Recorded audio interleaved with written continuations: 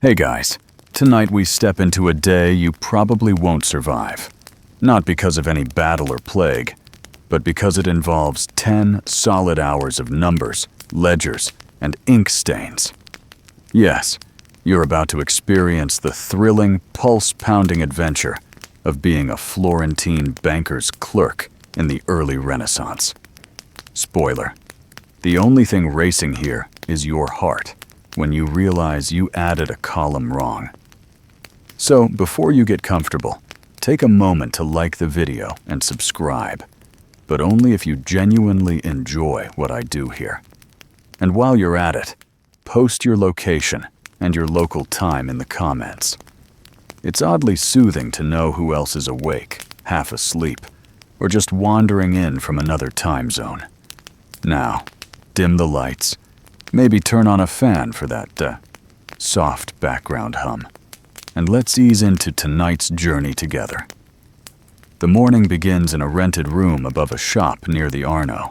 You wake not to an alarm clock, but to the layered sounds of Florence, mule hooves clacking over cobblestones, a vendor calling out figs at a bargain, and a neighbor's child practicing lute scales very badly.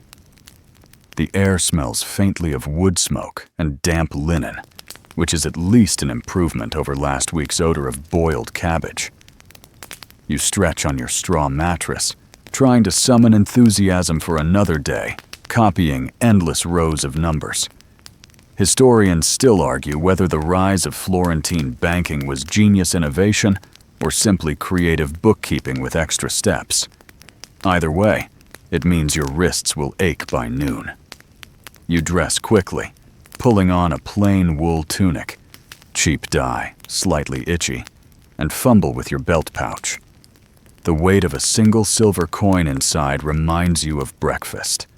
Maybe bread with a smear of cheese, if the baker hasn't sold out already.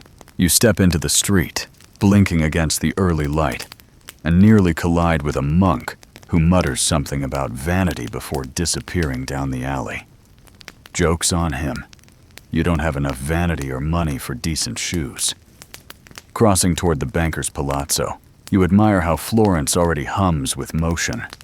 Merchants spread bolts of cloth, apprentices sweep doorsteps, and water carriers splash along with their barrels. Mainstream fact: Florence's banking houses became so powerful that even kings borrowed money here, sometimes leaving entire kingdoms in debt.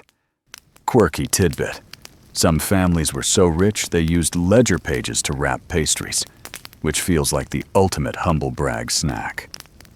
You reach the heavy wooden doors of the bank just as another clerk is unlocking them. The hinges groan like an old man forced to attend Sunday Mass, and you step inside, inhaling the unmistakable scent of ink, wax, and stale candle smoke. Your day is about to begin, and though no one will thank you for balancing the books, at least you'll know the banker's fortune won't vanish overnight. Unless the rats get it first. The door closes with a resonant thud behind you, shutting out the bustle of Florence and leaving you in the half-light of the banker's hall. The stone floor is cool beneath your worn shoes, and your breath curls faintly in the morning chill. Candles gutter in iron brackets along the walls, but their light barely reaches the high ceiling beams, still thick with shadows. A fellow clerk shuffles past, arms full of parchment rolls, muttering about interest rates, with all the passion of a monk reciting laundry. You make your way to your bench, a long, scarred plank polished by decades of elbows, ink drips, and the occasional impatient fist.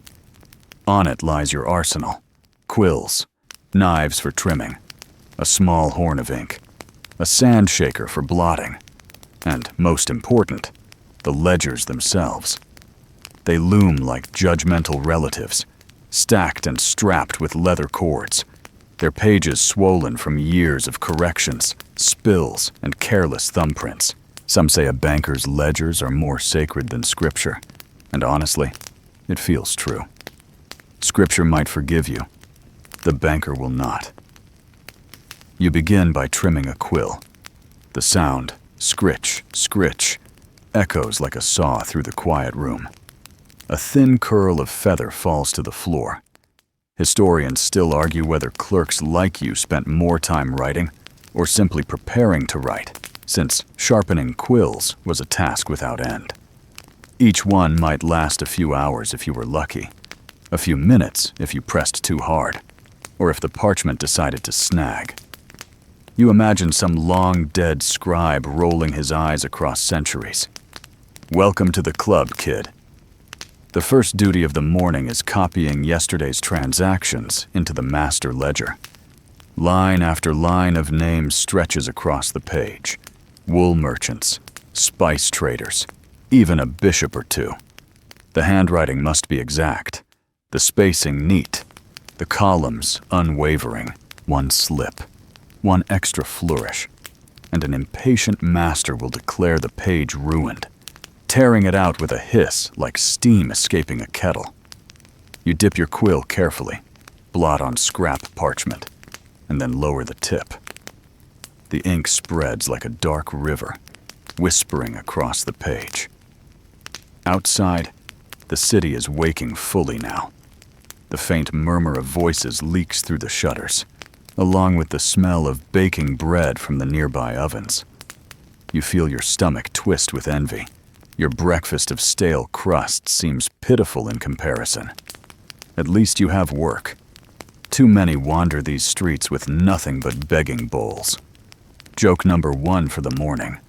Whenever someone grumbles that bankers are parasites, you want to say, "Yes, but we're very organized parasites.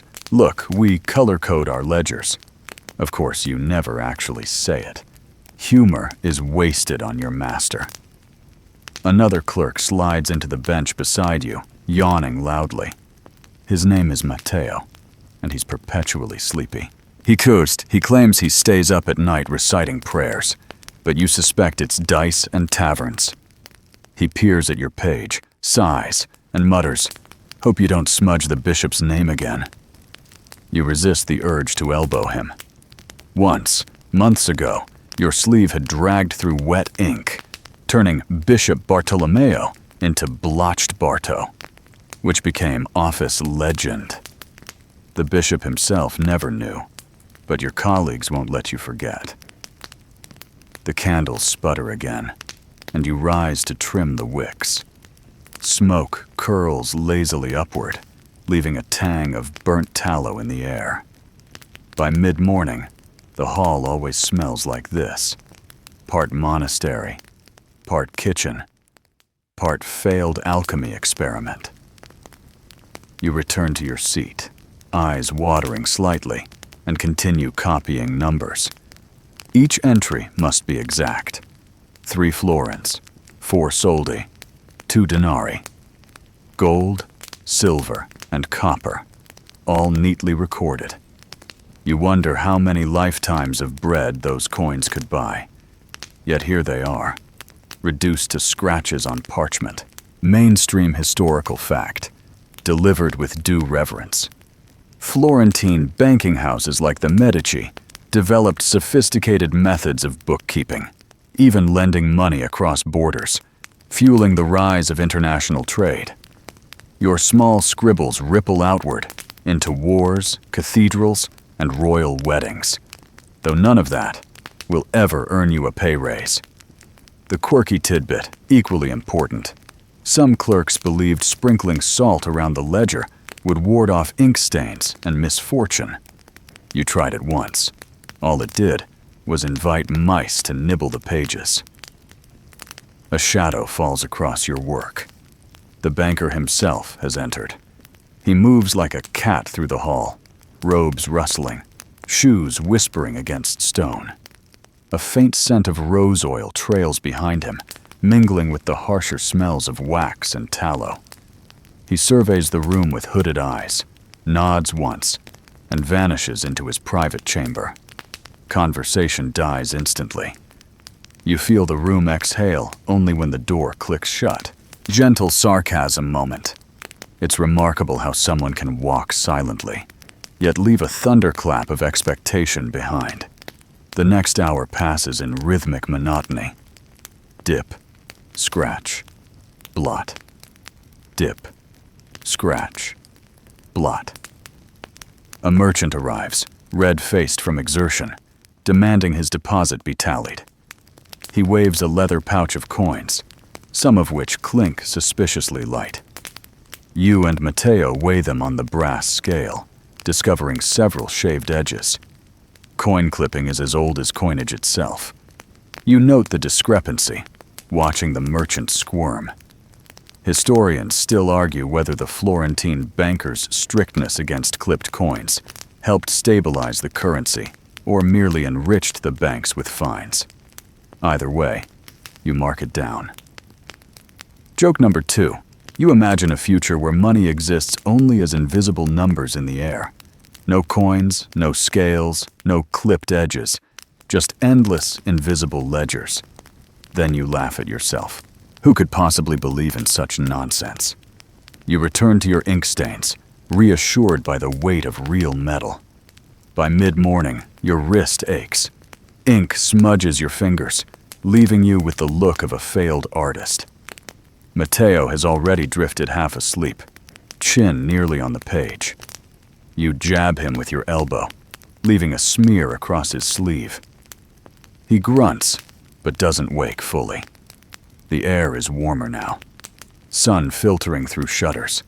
Dust motes drifting lazily like tiny planets around the lamps. You lean back, stretching until your spine cracks audibly. The final task before the midday bell is checking yesterday's entries against the daybook. You run your finger along the lines, whispering totals under your breath. It's oddly soothing, like reciting prayers or counting sheep. Except if sheep misbehaved, you could at least chase them. Numbers just sit there, smugly refusing to add up. You sigh, rub your eyes, and force the columns to reconcile. At last they do, and you exhale relief. Joke number 3.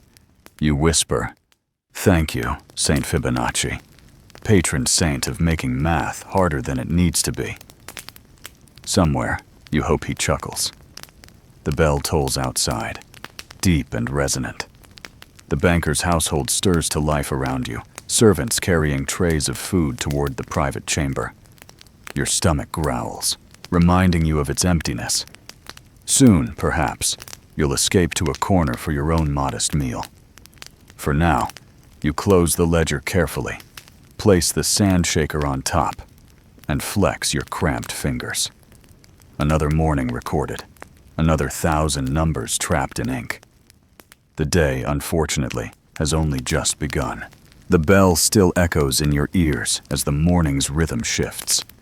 The banker's private chamber hums with hushed voices. Servants balancing trays of steaming bread and roasted chestnuts, while you and the other clerks remain tethered to your benches, surrounded by parchment and ink. The smell of food drifts through the air, cruel in its timing. Your own meal will be far plainer and much later. For now, there is work. The endless dance of gold and silver, of promises scratched into vellum, of numbers that seem determined to mock you. The first task of this new stretch of hours involves weighing coins. A merchant strides in, his cloak dusty from the road, his leather purse swollen with metal that jingles loudly, announcing wealth. He dumps the contents on the table, and the clatter rings out like hail on a rooftop. Florins gleam faintly in the candlelight, each one stamped with the familiar lily of Florence. You reach for the brass scales, balancing weights with the caution of a tightrope walker. One clipped coin can ruin the entire tally, and clipped coins are more common than fresh gossip in the taverns. Mainstream historical fact: the florin, minted first in the 13th century, became the standard coin of Europe, trusted more widely than many kings' currencies. It is sturdy, golden, and, when not clipped, nearly incorruptible. You tip one into your palm, feeling its reassuring weight. Yet today's merchant has slipped in several that feel suspiciously light. You glance at Matteo, who shrugs and whispers, "He thinks we were born yesterday." You note the discrepancy, scratching it into the margin with deliberate precision. The merchant frowns but says nothing, shifting his weight from foot to foot. Quirky tidbit. Some bankers kept a small hammer on hand, claiming they would smash false coins on the spot. Whether this actually deterred fraud or just produced dramatic noise is unclear. You imagine doing it yourself, slamming a clipped coin into shards for the satisfaction of hearing it ring out like justice. Sadly, your master prefers subtlety over theater. The merchant begins to protest. Something about bad luck, a careless apprentice, the weather. You listen politely, but your quill continues its dance, recording his name, the exact weight, the fine imposed. Historians still argue whether this strictness kept Florence wealthy or simply alienated half of Europe's traders. You lean toward the former, though your aching wrist leans toward the latter. Either way, your task is clear. When the man finally stomps away, muttering darkly under his breath, you let your shoulders sag. Matteo leans close, whispering, "Another satisfied customer." You snort softly. The hall smells faintly now of sweat, wax, and impatience. A servant hurries past with a tray of figs, and your stomach growls in betrayal. You turn back to the ledgers, carefully copying figures. Each name is a story, though most are tediously predictable. Wool merchants dominate. Florence runs on cloth as much as on gold. There are foreign names, too. Traders from Bruges, Genoa, even distant London. You wonder what it must be like to travel so far, to smell the sea air of the north or taste spiced wines from Spain. Instead, you inhale ink fumes and candle smoke. Joke number one of this stretch. You think about how bankers charge fees for storing other people's coins, and wonder aloud if someday someone will invent a place where you store coins without ever being allowed to touch them again. Matteo chuckles, muttering, "That sounds like marriage." The next visitor is a priest, robes trailing, eyes sharp. He presents a sealed letter, requesting a loan for repairs to his parish roof. You record the details, marveling quietly at how even holy men depend on the banker's purse. Mainstream fact, tucked neatly here. Many churches relied on banking loans to fund construction, despite official church bans on usury. Florence always finds a way around rules. The debate lingers. Historians still argue whether these loans strengthened the church or compromised it. You simply write, noting the interest, and blot the page. By late morning, your eyes ache from squinting at cramped script. Candlelight flickers unevenly, shadows jumping across the parchment. You pause to rub your temples. Matteo yawns again, nearly toppling his inkwell. You catch it just in time, earning a grateful nod. Joke number two. You murmur, "One day the ink will revolt, and we'll all drown in black rivers." He snickers, then slumps back against the bench. The door creaks open once more, and in drifts a widow, veiled, her purse clutched tightly. Her voice is soft as she explains her need, a safe deposit for her late husband's savings. You record her name, the amount, the terms of storage. Your hand trembles slightly as you realize you are preserving her security, her fragile foothold in a world not designed to be kind to her. You imagine the banker's vault, iron chests stacked in darkness, coins clinking like whispers of forgotten promises. Quirky tidbit to lighten the mood. Some believed rats haunted those vaults, nibbling not on coins but on parchment, devouring records of debts. Convenient if you owed money. Terrifying if you were owed it. The widow leaves, and silence returns. Only the scratching of quills and the faint pop of a candle wick fill the hall. You breathe slowly, feeling the monotony settle around you like a heavy cloak. Yet there is comfort in it. Numbers march across the page in orderly columns, indifferent to drama or grief.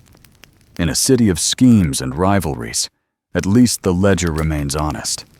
By now, the sun slants higher, squeezing through shutters in narrow beams. Dust motes dance lazily, each one a tiny planet in orbit. Your hand cramps again, fingers stiff as iron. You flex them, muttering to yourself. Joke number 3. If anyone asks for my signature after this, they'll get a squiggle and a prayer. The bell tolls again, marking the approach of noon. Relief stirs in the hall. Soon, you will step outside. Perhaps find a bowl of lentils or bread. Anything to quiet the relentless ache in your belly. You close the ledger carefully, smoothing the page with the flat of your hand, and let your eyes linger on the neat columns. Balanced, at least for now. The banker's chamber door opens slightly, his voice murmuring low to a servant. You cannot hear the words, but the tone is sharp, clipped. Perhaps another deal gone wrong, another kingdom late with payment. You suppress curiosity. A clerk survives by listening without hearing, by recording without judging.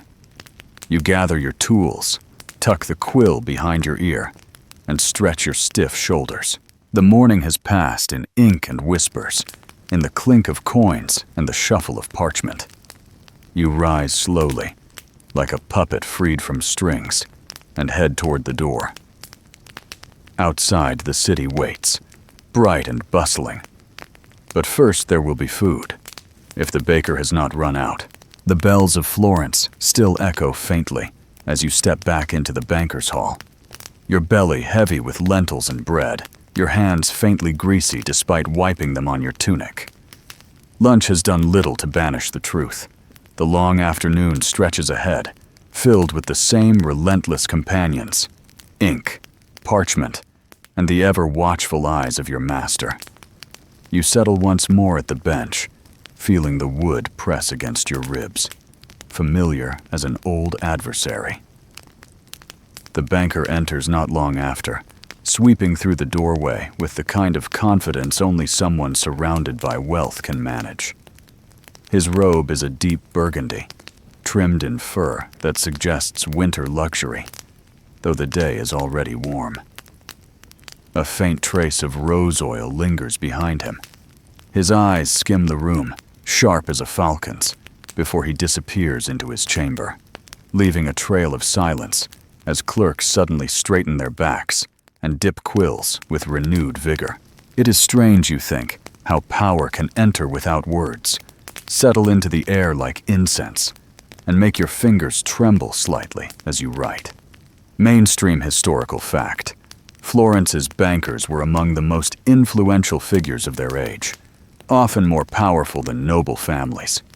Kings borrowed from them, popes relied on them, and entire wars were financed from these very ledgers.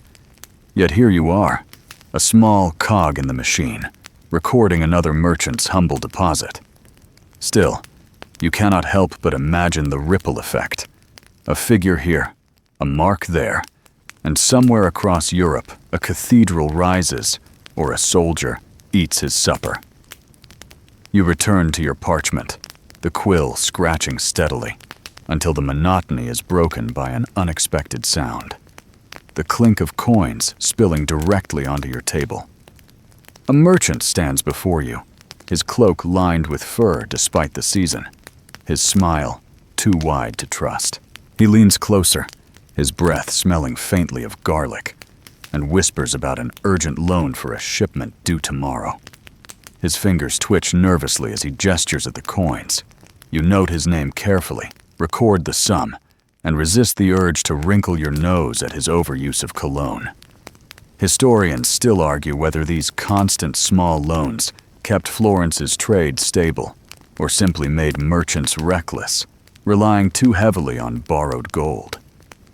You suppose the truth lies somewhere in between, much like the truth of your ledger entries. Neither purely honest, nor purely fabricated, but always balanced, always marching toward a total that satisfies the master. Matteo shuffles beside you, yawning theatrically, and mutters under his breath, "You'd think garlic was a form of collateral." You stifle a laugh, biting your lip. Joke number 1 of this stretch. You whisper back, "At least it keeps the rats out of the vaults." He snorts so loudly that the merchant eyes him suspiciously before leaving. Once the coins are tallied, weighed, and tucked away, you return to the endless copying of contracts. One parchment after another slides beneath your hand, each demanding perfect neatness. You copy clauses about wool shipments, about interest rates, about penalties for late payment. The language drones on like a sermon given by a priest too fond of his own voice. Quirky tidbit. Some bankers secretly employed poets to help craft more elegant contract phrasing, hoping clients would be lulled by the beauty of words into forgetting the sharpness of interest. You wish you had such a poet now. Perhaps the sentences would flow more gently, and your hand would ache less. The afternoon light filters through shutters, striping the benches with golden bars. Dust motes spin lazily in those beams, mocking you with their freedom. You glance toward the banker's chamber. Through the half-open door, you glimpse him pacing, gesturing as he argues with someone unseen. Perhaps it is his brother, or perhaps another powerful client. You cannot hear the words, but the cadence suggests tension. Sharp, rising, falling like waves. You lower your eyes quickly. A clerk must remain invisible. To watch too closely is to invite danger. Mainstream fact again. Florence was a city of factions, each family wielding power through both coin and sword. Bankers often married into noble households, tying wealth to lineage, cementing influence across generations. Your master is no exception. His daughter's dowry is rumored to rival the treasuries of small towns. Historians still argue whether these dowries were tools of alliance or simply competitions in extravagance. You, on the other hand, argue with yourself over whether you can afford new shoes this year. Matteo interrupts your thoughts by dropping his quill with a loud clatter. Ink splatters across his sleeve, forming a blotch shaped vaguely like a rabbit.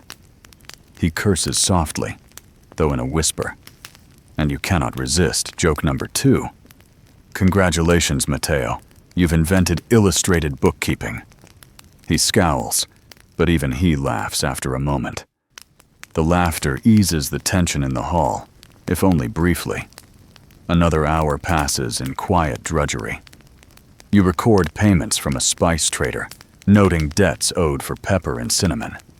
The scent of those goods lingers faintly in the air as he departs, his cloak perfumed with distant markets. For a moment, the ledger page itself smells exotic, and you imagine the caravans trudging across deserts, the ships creaking at sea, all so you can sit here and write 5 sacks of pepper, 2 barrels of cinnamon, at such and such interest. Joke number 3 rises unbidden. You mutter to Matteo, "If I write about pepper long enough, do you think I'll taste it in my dreams?" He replies, deadpan, "Only if you spill it on your pillow." The shadows lengthen as the sun dips lower. Candles are lit again, their waxy smell filling the air, mingling with ink and dust. Your hand cramps fiercely now, your shoulders stiff as stone. Yet you continue, for stopping is unthinkable. Pages fill steadily, the columns neat, the totals precise. Your master emerges briefly, scans a page, nods curtly, and vanishes once more. The nod is a small victory, though it comes without praise. As the afternoon wanes, the hall grows quieter. Merchants depart, contracts thin, and only the scratching of quills remains. You feel the weight of fatigue pressing on your eyelids, but you force them open, determined not to let weariness smear your work. The banker's silent authority hovers still, invisible yet heavy, like the lingering perfume of rose oil in the air. At last, the bell tolls again, announcing the nearing end of the day's public business. Yet you know there will be more. Tallies to finalize, accounts to double-check, parchment scraps to clear away. Still, for now, you allow yourself a long breath, savoring the rare moment when the hall seems almost peaceful, when the weight of gold and secrecy lifts slightly from your shoulders. You flex your aching fingers, glance at the stacks of completed pages, and wonder whether tomorrow will look any different. It probably will not. Numbers never change their nature, only their arrangement. Yet somehow, you feel both trapped and comforted by that fact. The banker's chamber door closes with a firm click, sealing away whatever drama brewed inside. The clerks exchange weary glances, quills scratching more slowly now, like soldiers trudging home from battle. You lower your head again, resigned but steady, as Florence hums faintly beyond the shutters, a city forever balanced between wealth and ruin. The hall feels heavier after the banker's brief appearance, as if his very presence has thickened the air, leaving you and your fellow clerks stiff in your seats. You dip your quill once more into the inkwell, the nib whispering as it scratches across parchment. The ledger before you waits, lines and columns as endless as the streets outside. Another stream of clients begins to trickle in, their faces tired, their hands fidgeting with purses and folded contracts. Some come with hope, some with worry, and a few with expressions that suggest they would rather be anywhere but here, though you suspect they think the same about you. The first is a merchant with a patched cloak and boots worn thin. He places a contract before you, his hand trembling slightly. His family deals in olive oil, he explains, and a shipment was spoiled on the road from Siena. He seeks an extension on his debt. You nod solemnly, copy the details, and resist the urge to sigh. Mainstream historical fact. Florence's banking system thrived partly because it offered credit, cushioning merchants against the risks of bad harvests or spoiled cargo. Of course, the cushion was not free. It came with the iron weight of interest. Historians still argue whether this financial net made commerce flourish or merely created a cycle of dependence on the banker's favor. You add the numbers neatly, blot the ink, and return the contract with a small nod. Matteo leans closer as the merchant leaves. Spoiled oil again? At this rate, we should invest in vinegar. His humor is as dry as yesterday's bread. Joke number one, you whisper back. Careful, Matteo. If the banker hears, he'll start charging us to laugh. He chuckles, then resumes scratching at his own ledger, though his eyes are half closed. The next client is a widow draped in black, her veil carefully pinned, her voice low but firm. She wants a safe place to keep the coins her husband left. You open the ledger, record the sum, and direct a servant to carry the pouch to the vault. Quirky tidbit. It was not uncommon for bankers to store sealed bags of coins without ever opening them, returning them years later in exactly the same wrapping. Sometimes, though, the seals mysteriously loosened, and the coins returned were a little lighter. You wonder how many widows like this one ever noticed. When she departs, the air in the hall shifts again, filled by the scent of incense as a priest enters. His robes sweep the floor, and his eyes flicker toward you with practiced solemnity. He carries a parchment roll, sealed with wax, requesting a loan for repairs to his monastery roof. You carefully record his request. The irony is not lost on you. The church condemns usury, yet here is a man of faith seeking funds, interest, and all. Joke number 2. You imagine scribbling a note into the margin, "Forgive me, Father, for I have calculated." You wisely keep that thought to yourself. As the afternoon drags on, the clients grow stranger. A trader from Venice arrives with spices wrapped in cloth, leaving a faint trail of cinnamon and cloves. He boasts of ships that sail farther than any Florentine dares, though his debts anchor him firmly here. You jot down his figures, trying not to sneeze as the spice dust tickles your nose. Mainstream fact: Venice and Florence were rivals in trade, yet their fortunes often tangled, bound together by the invisible threads of credit. Historians still argue whether these rivalries fueled innovation or bred endless conflict. Either way, you are left with the sneeze. Matteo smirks when you finally let it out, ink splattering across your sleeve. "Bless you," he says dryly. "May the banker forgive that blot." Joke number 3. You mutter back, "Perhaps I'll record it as a new form of currency. 1 sneeze equals half a florin." He almost laughs loud enough to draw the master's notice, but manages to stifle it. The hours crawl. You dip your quill. Write. Blot. You trim the nib with your knife, watching feather shavings curl to the floor. Your fingers cramp, your shoulders ache, yet the ledger grows thicker with ink. Every page another brick in the invisible wall of Florentine wealth. You try not to think about the weight of the vault behind you, where coins sleep in iron chests, silent but powerful. A wealthy nobleman enters next, his velvet cloak swaying with calculated ease.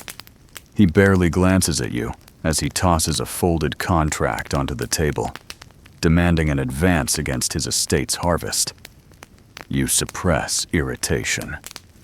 His tone is sharp, his words dripping with entitlement.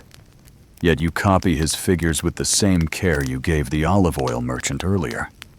Quirky tidbit: nobles often borrowed shamelessly, pawning future harvests, and when crops failed, they sometimes blamed the banker himself, as though parchment ink controlled the weather. You finish recording, blot the page, and slide the contract back across the table. The nobleman departs without a word of thanks, his cloak brushing your bench like a final insult. The hall feels stifling now.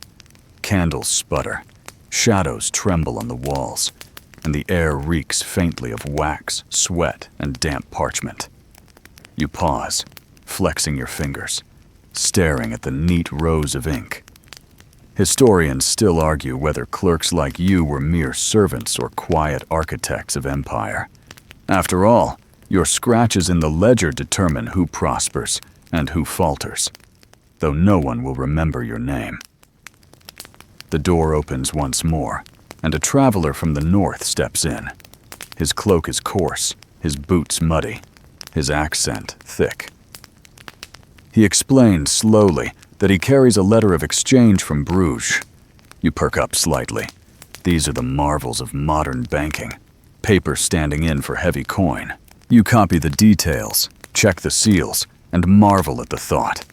A man can travel from Flanders to Florence carrying nothing but parchment, and still buy silks, spices, even land.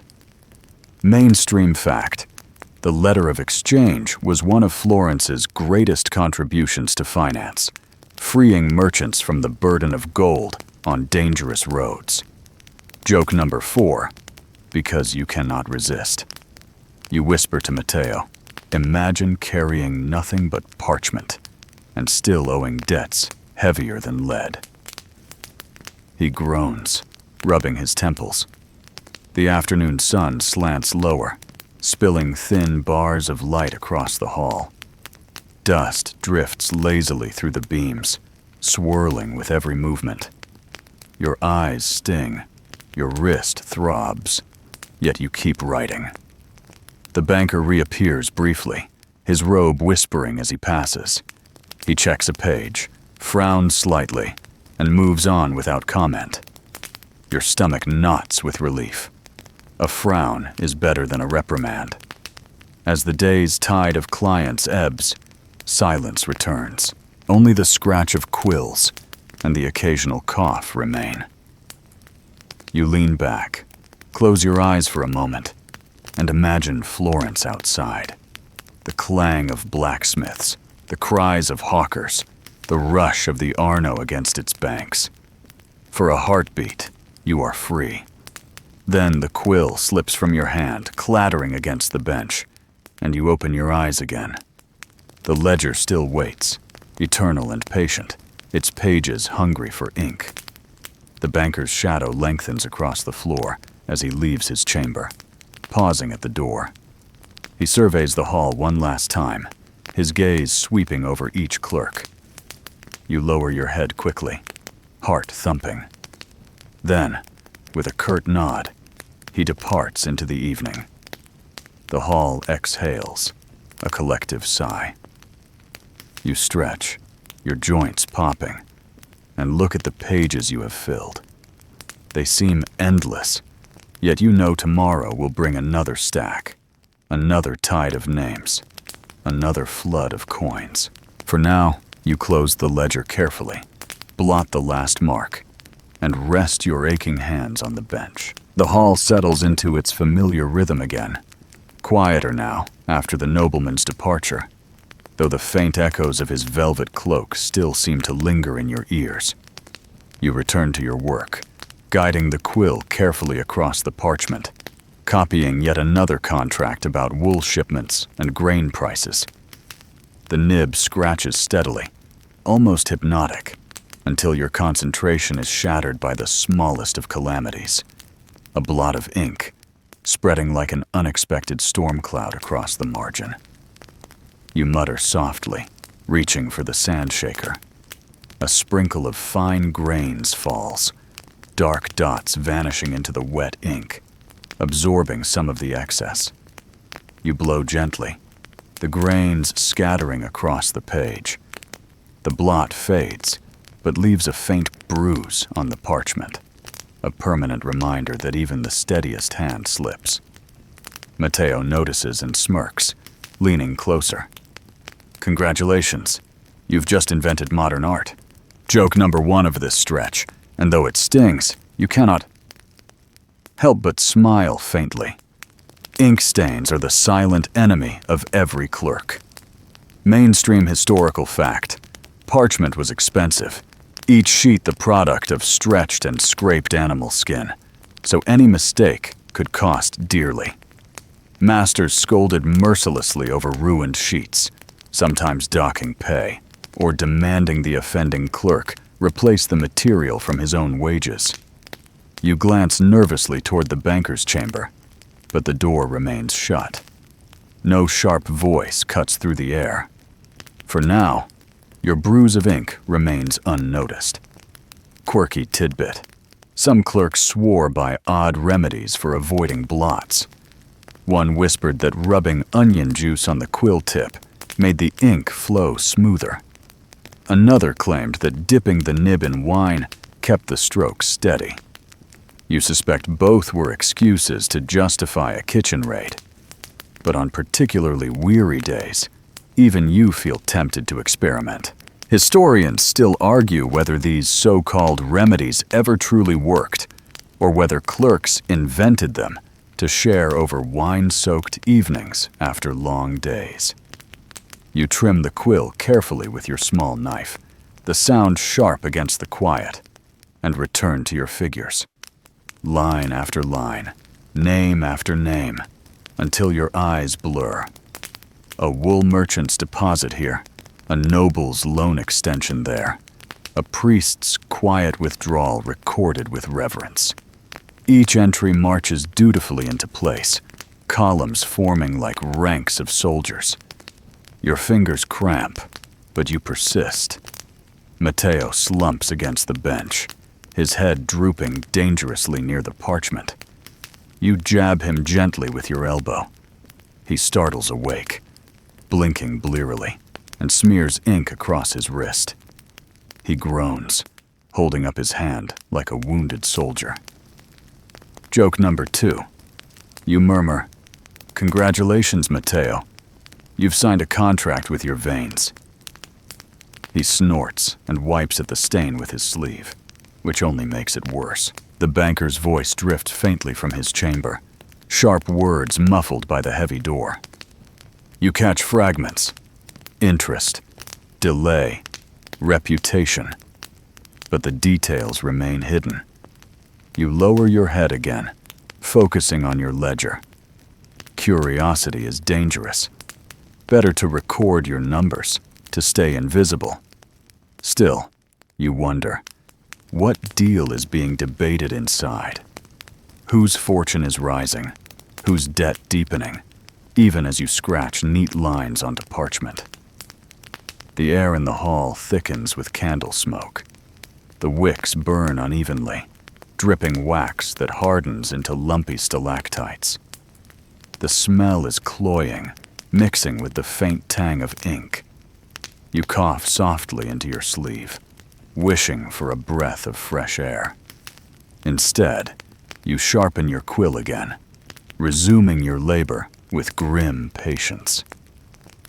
Another visitor approaches, a young apprentice from a distant workshop, clutching a sealed letter. His hands shake as he passes it over. You break the seal, scan the figures, and record the modest sum within. His eyes dart nervously around the hall, as though expecting the banker himself to emerge and scold him.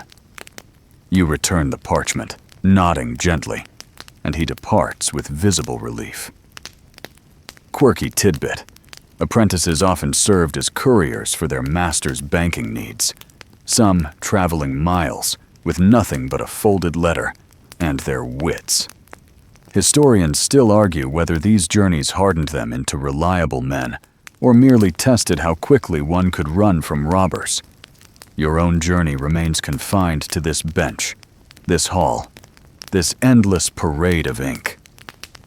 Joke number 3 slips out before you can stop it. If I stare at these numbers long enough, perhaps they'll start balancing themselves out of pity. Matteo snorts again, his eyes half shut. If they do, tell them to visit my page first. The shadows in the hall lengthen as the afternoon drags on. Your neck aches, your eyes burn, yet the ledger continues to demand attention. You copy another contract, blot another line, weigh another small pouch of coins brought by a weary merchant. The rhythm of the work dulls your senses, a steady hum of monotony punctuated only by the occasional mutter of a colleague or the scrape of a bench. Mainstream fact to anchor yourself. Double-entry bookkeeping, though still new in Florence, is slowly creeping into practice. Credits and debits mirror each other, creating a balance that, in theory, prevents error. In practice, it multiplies headaches. You sigh, running your finger along the columns, muttering totals under your breath. The numbers refuse to reconcile neatly. Historians still argue whether double entry was a stroke of genius or an elaborate trap for weary clerks. You lean toward the latter. The banker emerges briefly, his robe whispering as he strides across the hall. He glances at a page on Matteo's desk, frowns deeply, and departs without a word. Matteo exhales shakily, wiping sweat from his brow. You pretend not to notice, though you feel the tension too. The master's silence weighs heavier than his words. The hour creeps on. A final visitor, a spice trader reeking of cloves, deposits his earnings. You record the figures carefully, your quill dragging slightly as fatigue sets in. You blot the ink, close the ledger gently, and rub your cramped wrist. The hall is quiet now, the tide of clients finally ebbing. Candles flicker, shadows stretch, and exhaustion settles deep into your bones. You lean back, stretching until your spine pops. Your eyes close briefly, and you imagine the city outside.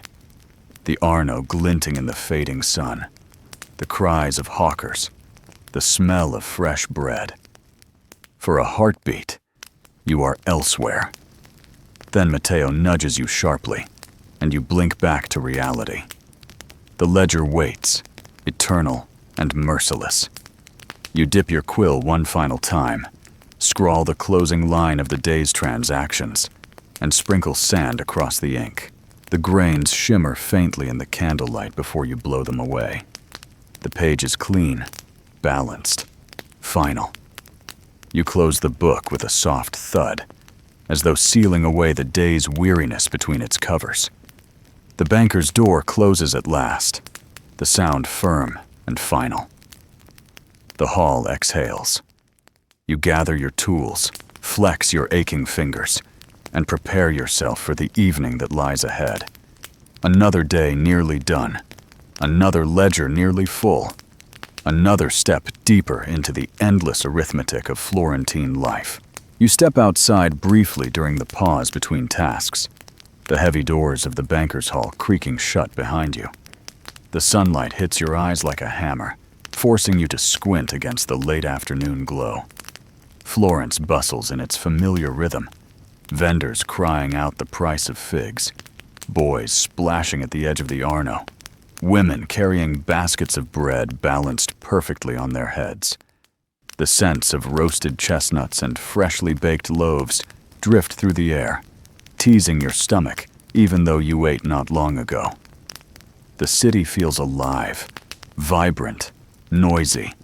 Everything your bench inside is not. You walk toward the small square where clerks often gather at midday.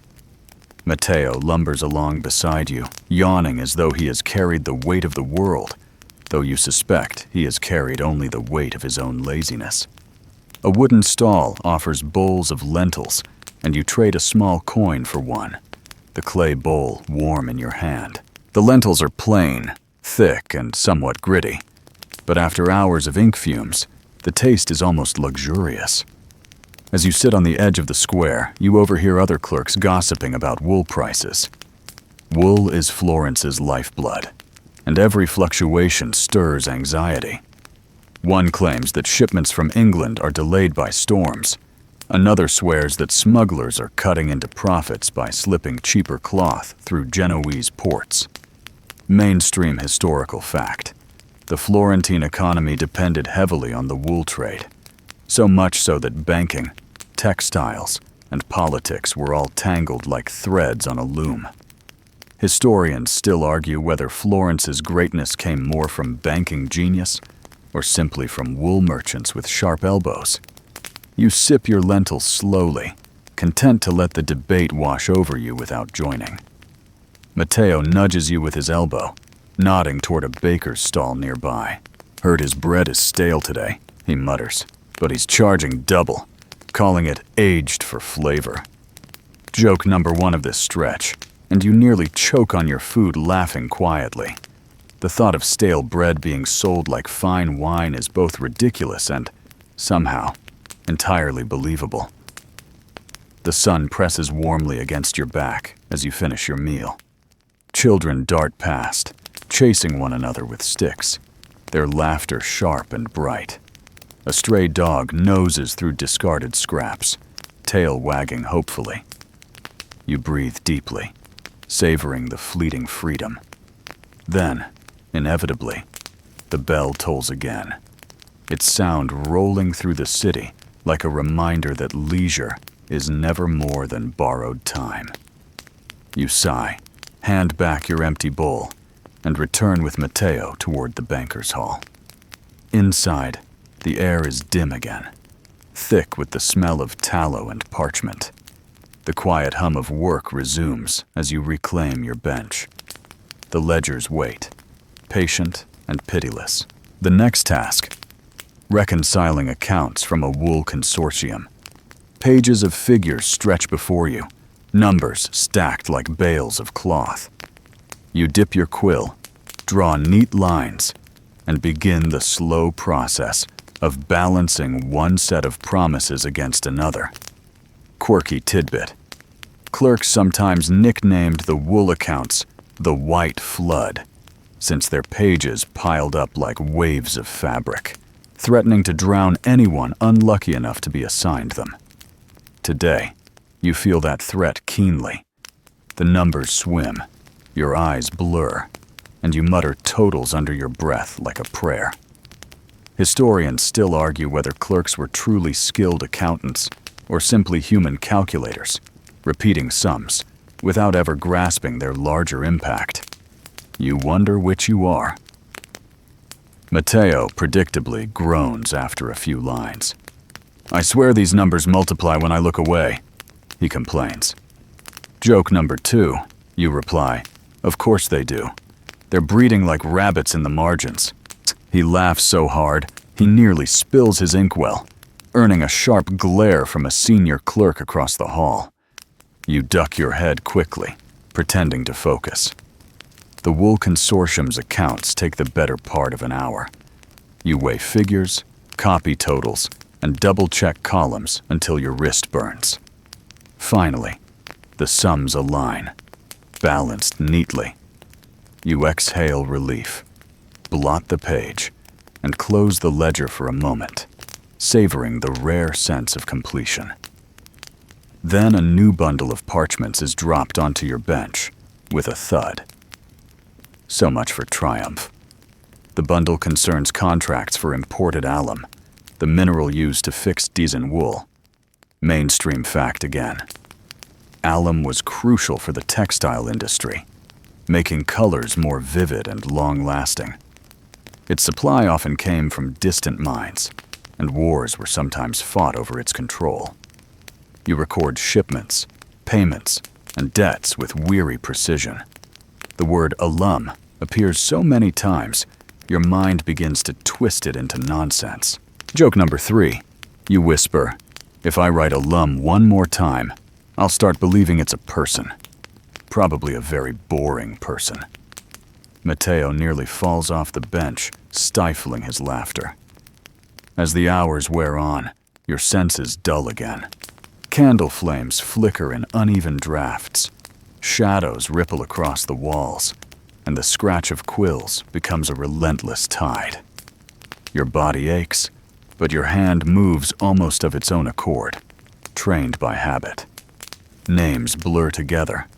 Bartolomeo, Giovanni, Francesco, each indistinguishable in the ledger's march.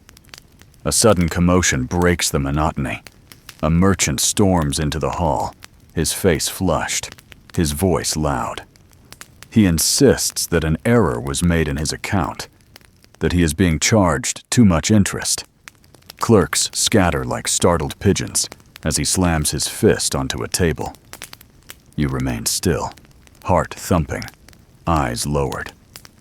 The banker himself emerges, calm and sharp-eyed, his voice quiet, but firm. He gestures for the merchant to follow him into the chamber. The door closes, the shouting muffled, and silence returns. You exchange glances with Matteo, both of you grateful that this storm has passed you by. Work resumes. The pages grow heavier, the ink darker, the air thicker. Yet you persist, filling lines with quiet determination. You think of the city outside, of bread stalls and children's laughter, of the Arno glinting in the setting sun. Here inside, time feels slower, denser, like honey dripping from a jar. At last, the bell tolls again, deeper now, signaling the approach of evening. The day is not yet done, but its final chapter draws near. You close one ledger, stretch your aching back, and glance at the piles still waiting. Tomorrow, there will be more. Always more. For now, you let the quill rest, feeling its weight leave your hand. You breathe deeply, inhaling the stale air of the hall, and exhale slowly, as if releasing the day itself. The quiet hum of Florence lingers outside, promising that life goes on. Even as you remain bound to the banker's bench, surrounded by ink and numbers, the bell fades, leaving behind a silence that feels almost heavy. You return to your bench, quill in hand, staring at the fresh ledger page spread open before you.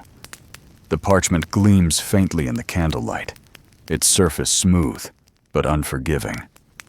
A mistake here will glare forever, a scar no amount of sand can fully erase. You dip the quill carefully, letting the nib hover above the page for a heartbeat before beginning again. Credits on the left, debits on the right. The columns march like twin armies, each figure demanding its precise position. Mainstream historical fact. Double-entry bookkeeping was becoming the standard in Florence by this time, a system so clever it seemed to balance itself, though in reality it was the clerks who bore the burden of balancing. Historians still argue whether the method was an act of brilliance that revolutionized commerce, or simply a more elaborate way to record the same mistakes. You, hunched at the bench, leaning too close to the candle flame, know the truth. It is both. Your master expects perfection. Every column must align. Every sum must reconcile. Every tiny line of ink must conform to order. Yet numbers, like mischievous children, often refuse to behave. You mutter under your breath as you add and subtract, the totals dancing just out of reach. Matteo groans beside you, rubbing his temples. "I think the numbers are laughing at me," he says. Joke number 1. You reply, "Of course they are. They're Florentine numbers. They know they're richer than us." He chuckles weakly, then resumes his tallying. The candle sputters, throwing shadows across the page. You shake sand lightly over the ink, then blow it away, watching the grains scatter like dust motes in the light. The smell of hot wax clings to the air, mixing with ink and parchment, a scent so constant it has become part of your skin. You wonder if, years from now, you will still smell of ink even when you walk in the open air. Another clerk shuffles past, carrying a bundle of contracts from the morning's transactions. He mutters about discrepancies in wool accounts, his face pinched with worry. You glance at your own columns again, pressing harder on the quill. The numbers blur slightly, but at last they fall into place, balanced neatly. Relief unfurls in your chest. Joke number 2. You whisper, "Miracle of miracles. It balances. Someone alert the bishop." Matteo smirks, but does not look up from his own struggling page. Quirky tidbit. Some clerks believed it was bad luck to celebrate when the numbers balanced too easily. They claimed the ledger had a mind of its own, punishing pride with sudden errors. A few even drew tiny protective crosses in the margins, hoping to ward off mistakes. You resist the urge. Pride may invite errors, but so does hesitation. The hours stretch, marked only by the steady scratching of quills and the occasional cough. The hall feels like a monastery, each clerk devoted to silent rituals of ink and sand. Yet unlike monks, you are not promised salvation, only a modest wage and aching wrists. You roll your shoulders, stretching briefly, then return to the page. A merchant approaches with a new request, a loan for expanding his dye workshop. His hands are stained faintly blue, evidence of his trade. You note the figures, recording the terms carefully. Mainstream fact again. Florence's dyes, especially its vivid reds and deep blues, were famous across Europe, fetching high prices in distant markets. Historians still argue whether the brilliance of Florentine cloth came from the skill of its dyers or simply from the cleverness of its bankers. You record the merchant's name, his terms, and watch him depart, leaving a faint trail of color in the air. Matteo nudges you, whispering, "If his dyes are so valuable, why does he look poorer than us?" Joke number 3. You reply, because bankers squeeze harder than dye vats. He laughs, shaking his head, and nearly drops his quill. The hall grows warmer as candles multiply. Their flames shimmer in the drafts from the shuttered windows. Shadows ripple across the stone walls, elongating like silent specters. Your hand aches from the unending labor, yet you continue, copying, blotting, tallying. Each page feels heavier than the last, as though the ink itself carries the weight of Florence's fortunes. At one point, you pause to rub your eyes. The numbers seem to swim, doubling and twisting. For a fleeting moment, you imagine the ledger itself alive, columns breathing, ink flowing like veins. You shake your head, laugh quietly at your own weariness, and return to the work. Joke number 4. You mutter, if the ledger grows legs and walks away, I won't chase it. Matteo answers, deadpan. Then it will have more ambition than us. The banker's door opens suddenly. He strides into the hall, his robe whispering, his presence sharp. He examines a ledger on another clerk's bench, murmurs something curt, then disappears again into his chamber. The silence that follows is heavier than any reprimand. You lower your head, quill scratching furiously, determined not to invite his notice. The minutes drag like hours. You copy another set of wool contracts, another series of deposits, another tangle of credits and debits. Each line is neat, precise, yet you feel as though you are swimming in circles, never reaching shore. The air tastes stale. The candlelight flickers dully, and the pages pile endlessly. At last, you reach the end of a column. The totals align, the figures balance. You exhale slowly, savoring the rare triumph. You sprinkle sand across the final line, blow gently, and close the ledger with a soft thud. Your hand trembles faintly from fatigue. Matteo leans back, yawning, and mutters, if we survive this, we deserve sainthood. You smirk, gathering your tools, and glance toward the shuttered windows. The light outside has dimmed, slipping into twilight. The day is far from over, but for a moment, the hall feels almost still, as though holding its breath. You stretch your stiff shoulders, rub your cramped fingers, and prepare for the next stack of figures waiting patiently on the bench. The work is endless, yet the city beyond the shutters keeps moving, indifferent to your ink-stained struggle. Florence breathes, trades, dreams, and you, bound to the banker's bench, continue to balance its fortunes line by line. Quill stroke by quill stroke, the twilight glow seeps faintly through the shutters, a reminder that the day outside has shifted toward evening. Though here within the hall, the rhythm remains the same. Quills scratching, parchment rustling, candles dripping steadily onto iron holders. You lean closer to the ledger, your face warmed by the flickering flame. A new bundle of papers has been placed before you, contracts detailing shipments of grain arriving from the north. Grain, unlike wool or spices, offers little glamour, yet without it, the city starves. You sigh, dip your quill, and prepare for another long march of figures. The merchant who brought these contracts is still here, standing awkwardly across the table. His tunic smells faintly of damp hay, his boots coated with dust. He begins to describe in excruciating detail the difficulties of transporting grain through mountain passes, as though you, hunched with aching wrists, might offer sympathy. You nod politely, though you continue writing, copying each clause word for word. Mainstream historical fact. Florence relied heavily on imported grain to feed its growing population, especially during years of poor harvest. Banking houses often financed these shipments, ensuring bread remained available.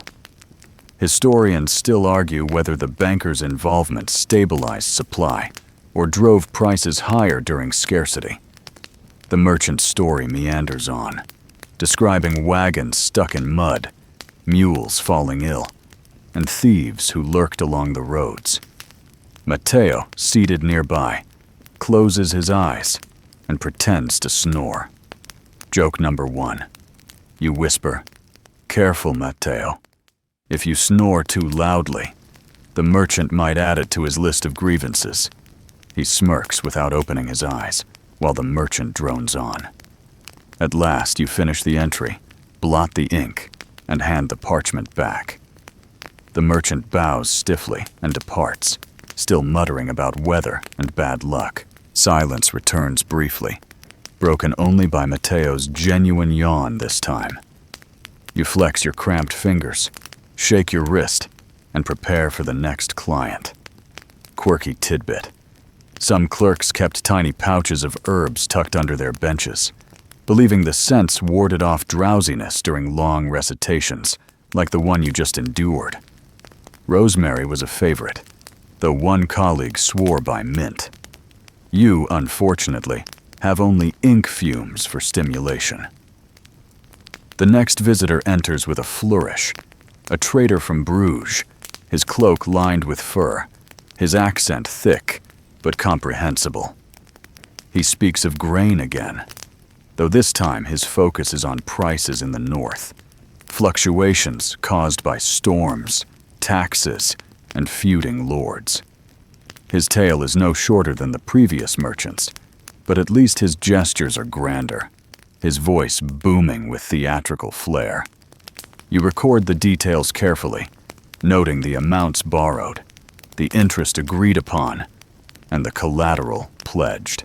Historians still argue whether traders exaggerated their hardships to secure better terms, or whether clerks like you simply grew deaf to all stories, caring only for the figures.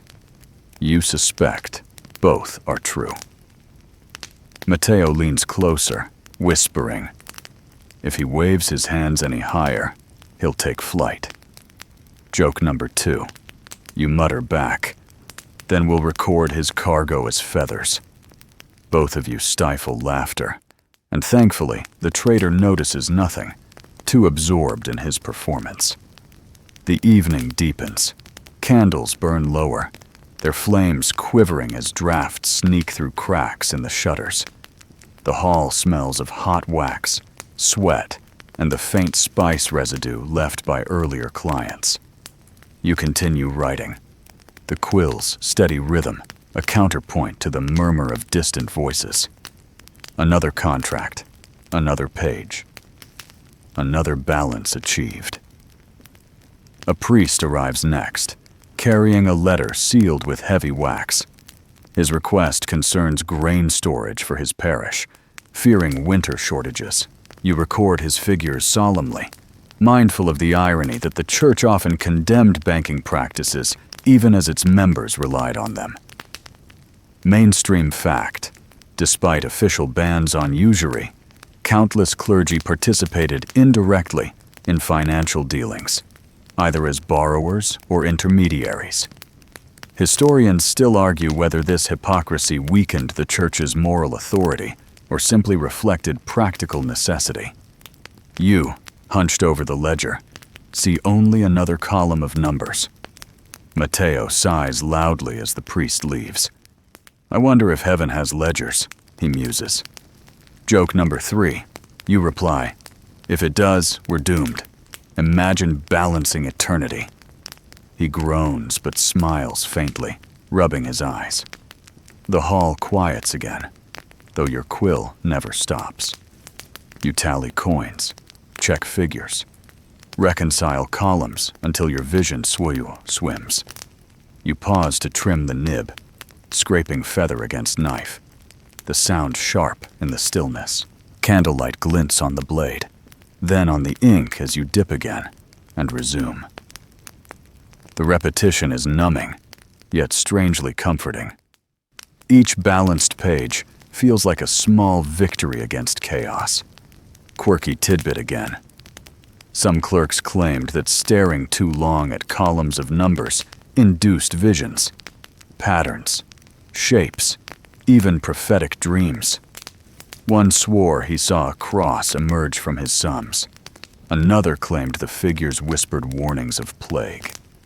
You, however, see only blurred lines and smudged ink, though on particularly weary nights, you almost believe in hidden messages.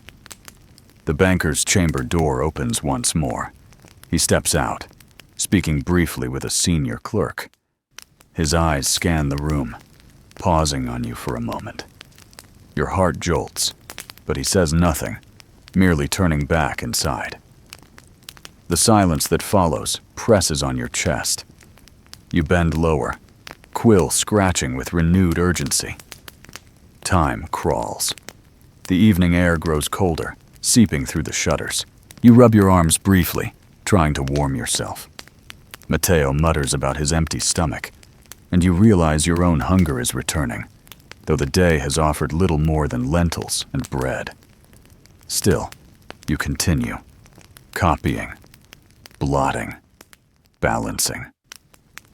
At last, another column reaches its end.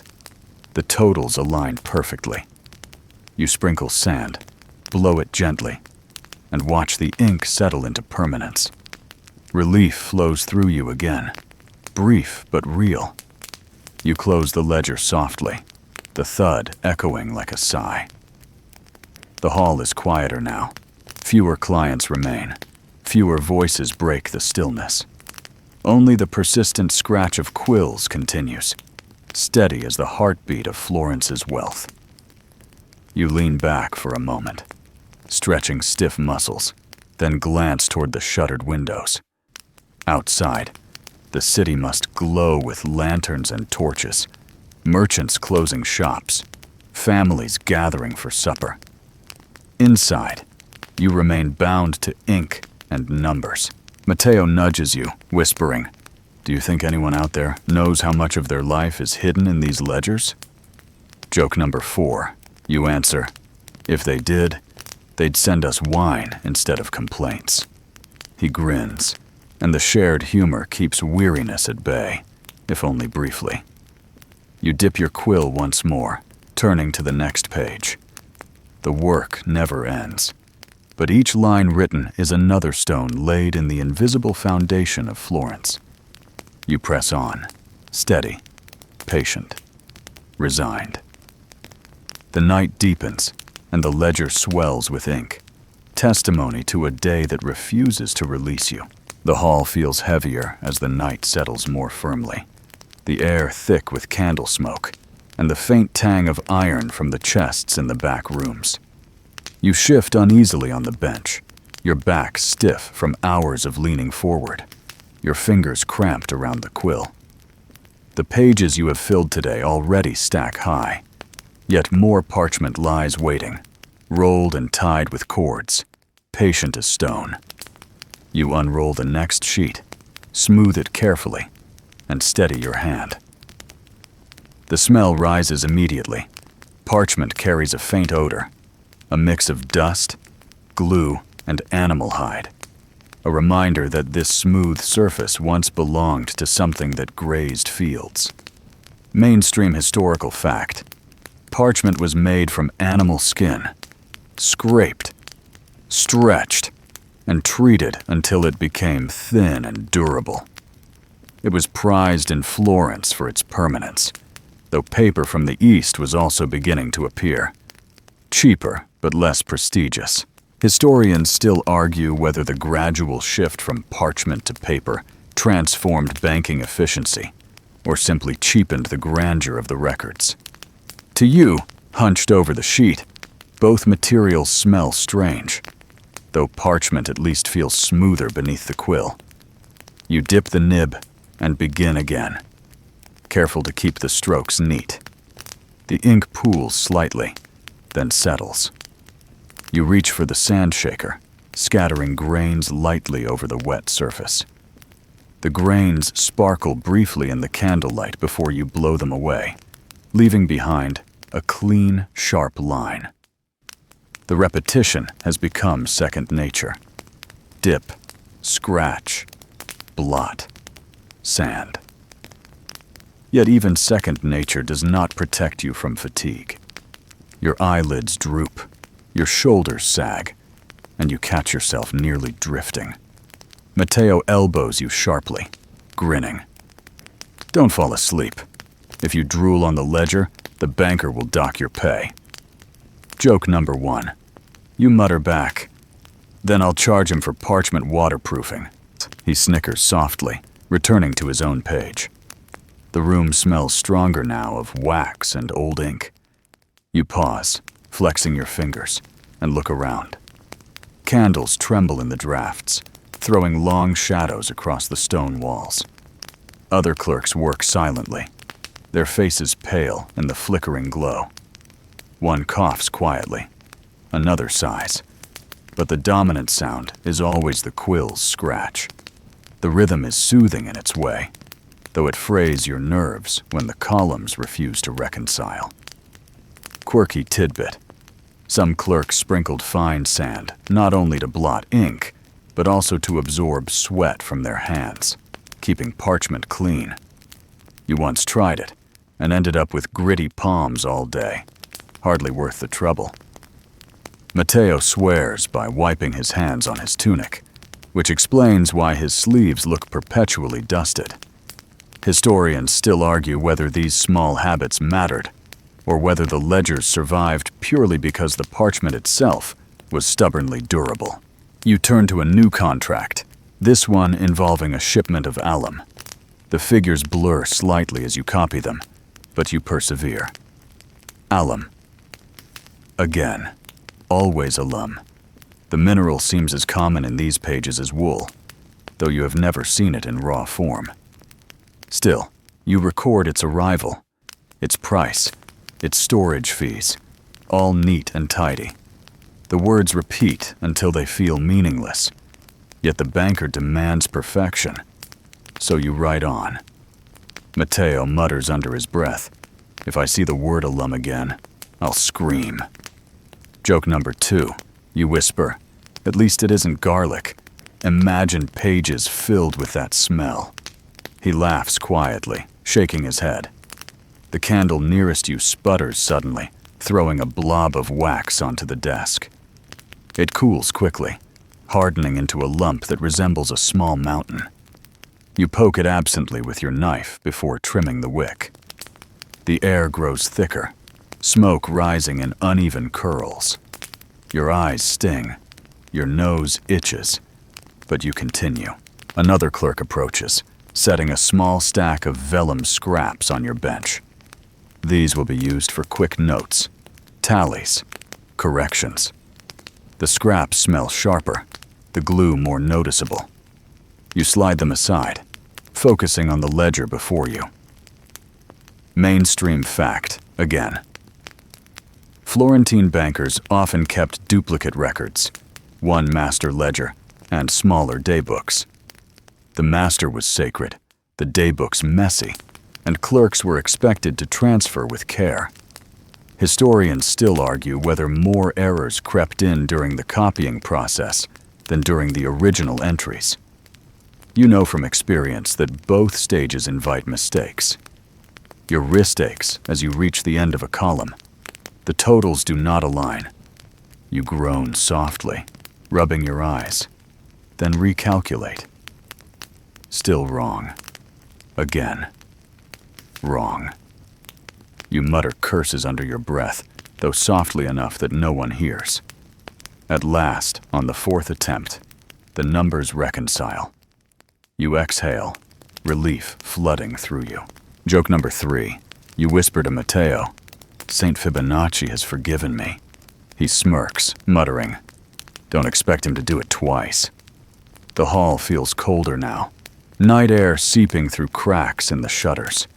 You rub your arms briefly, then bend back to the page. The quill scratches steadily. The ink flows. The sand blots.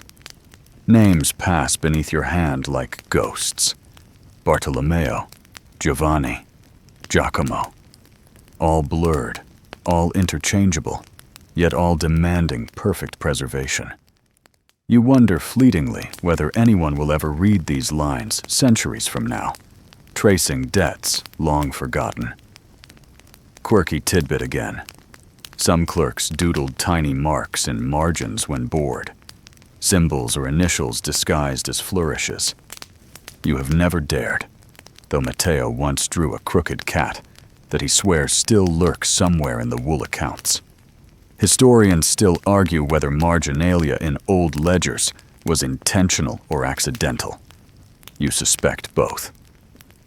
Another hour crawls by. You sharpen the quill again, feathers curling at your feet. The floor is littered with shavings, sand, and scraps, a testament to endless labor. The bench creaks under your weight as you shift, trying to ease the stiffness in your back. You roll your shoulders, then lean forward again. At last, the final page of the bundle is complete. You blot the ink, sprinkle sand, and close the ledger softly. The thud echoes like a sigh across the hall. For a moment, you allow yourself to breathe, to rest your cramped hand, to glance toward the door. Outside, Florence must be alive with torches, with laughter spilling from taverns, with the Arno reflecting lanterns. Inside, only the scratch of quills remains. You lean back, staring at the candle flames, their tips trembling in the drafts. Your eyes blur, your thoughts drift, but you hold yourself steady. The day is not yet over. More contracts wait. More figures must be copied. More sand must be sprinkled across the stubborn ink. You sigh, pick up the quill again, and prepare for the next column. Florence breathes outside. You breathe inside. The city spins on trade and coin, and you remain its hidden gear, turning endlessly.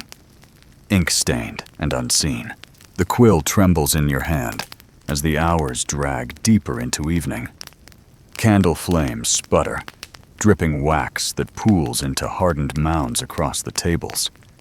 The hall feels like a cavern now, filled with the echo of scratching quills and the occasional cough of a weary clerk. Your eyelids grow heavier with each passing moment, but the ledgers are relentless. You dip the nib again, guiding it across the parchment, the ink line thin but steady. The warmth of the lentils you ate earlier has long faded, replaced by a hollowness in your belly. You stifle a yawn, only to feel your head dip dangerously close to the page. Matteo nudges you sharply, his grin lazy but mocking. "Careful," he murmurs. "If you nap now, the banker will use you as a paperweight." Joke number 1. You reply softly, "Then at least I'd serve some purpose." Both of you chuckle, quickly lowering your heads as a senior clerk glances your way. Mainstream historical fact. Many accounts of Renaissance clerks mention the near-constant fatigue of long hours, sometimes stretching from dawn until deep into night. The work demanded precision, even when exhaustion blurred the eyes.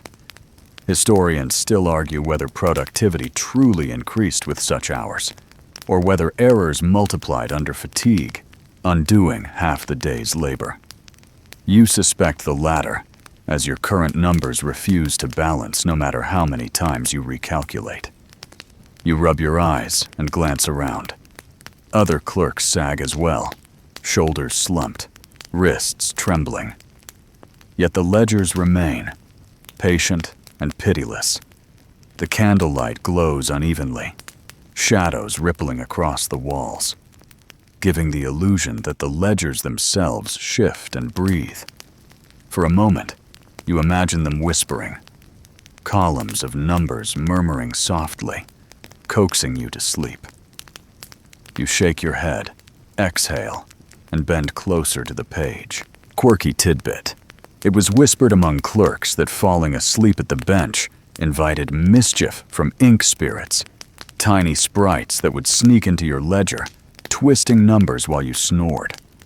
One older clerk swore he woke to find an entire column altered, though most suspected his hand had wandered in his sleep.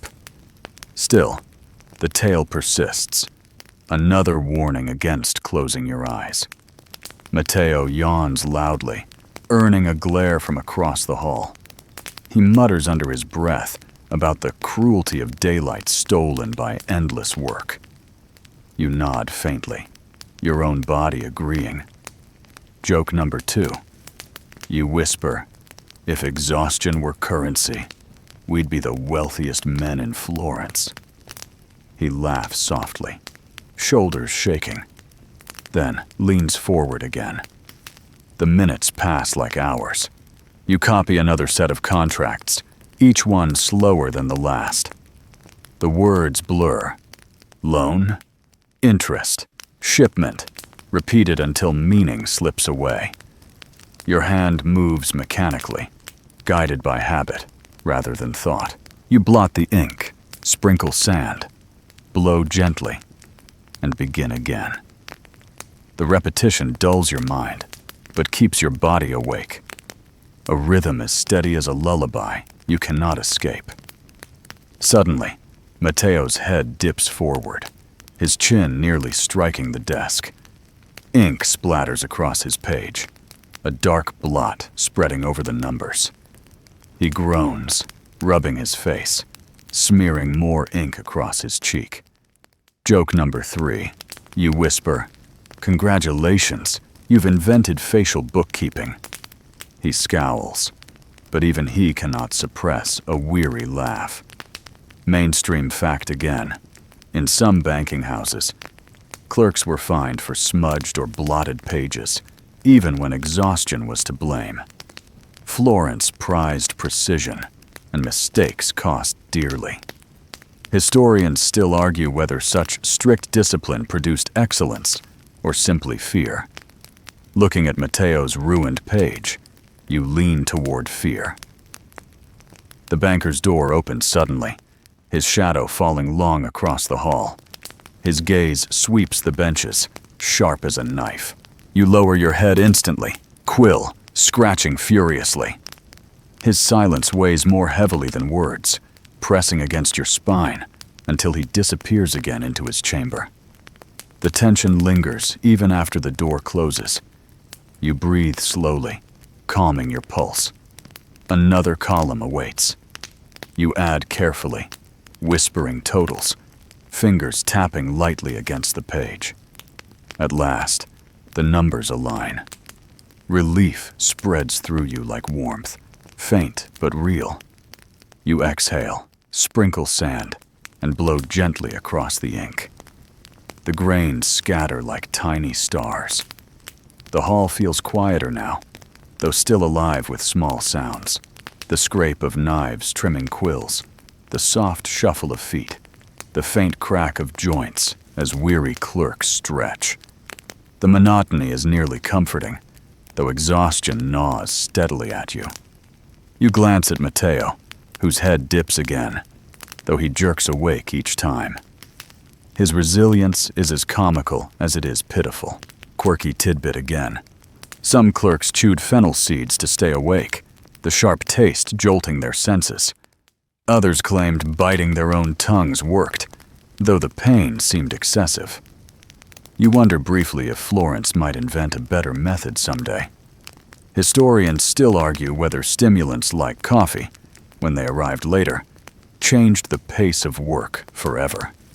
You imagine the shock of such a drink, perhaps even frightening. Another hour passes, marked by nothing but ink stains and weary sighs.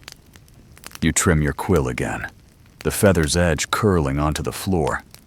Shavings scatter around your feet, mingling with sand and wax. The bench creaks as you shift, trying to ease the ache in your back. Your eyes sting, your wrist throbs, but still the ledger grows, filled line by line.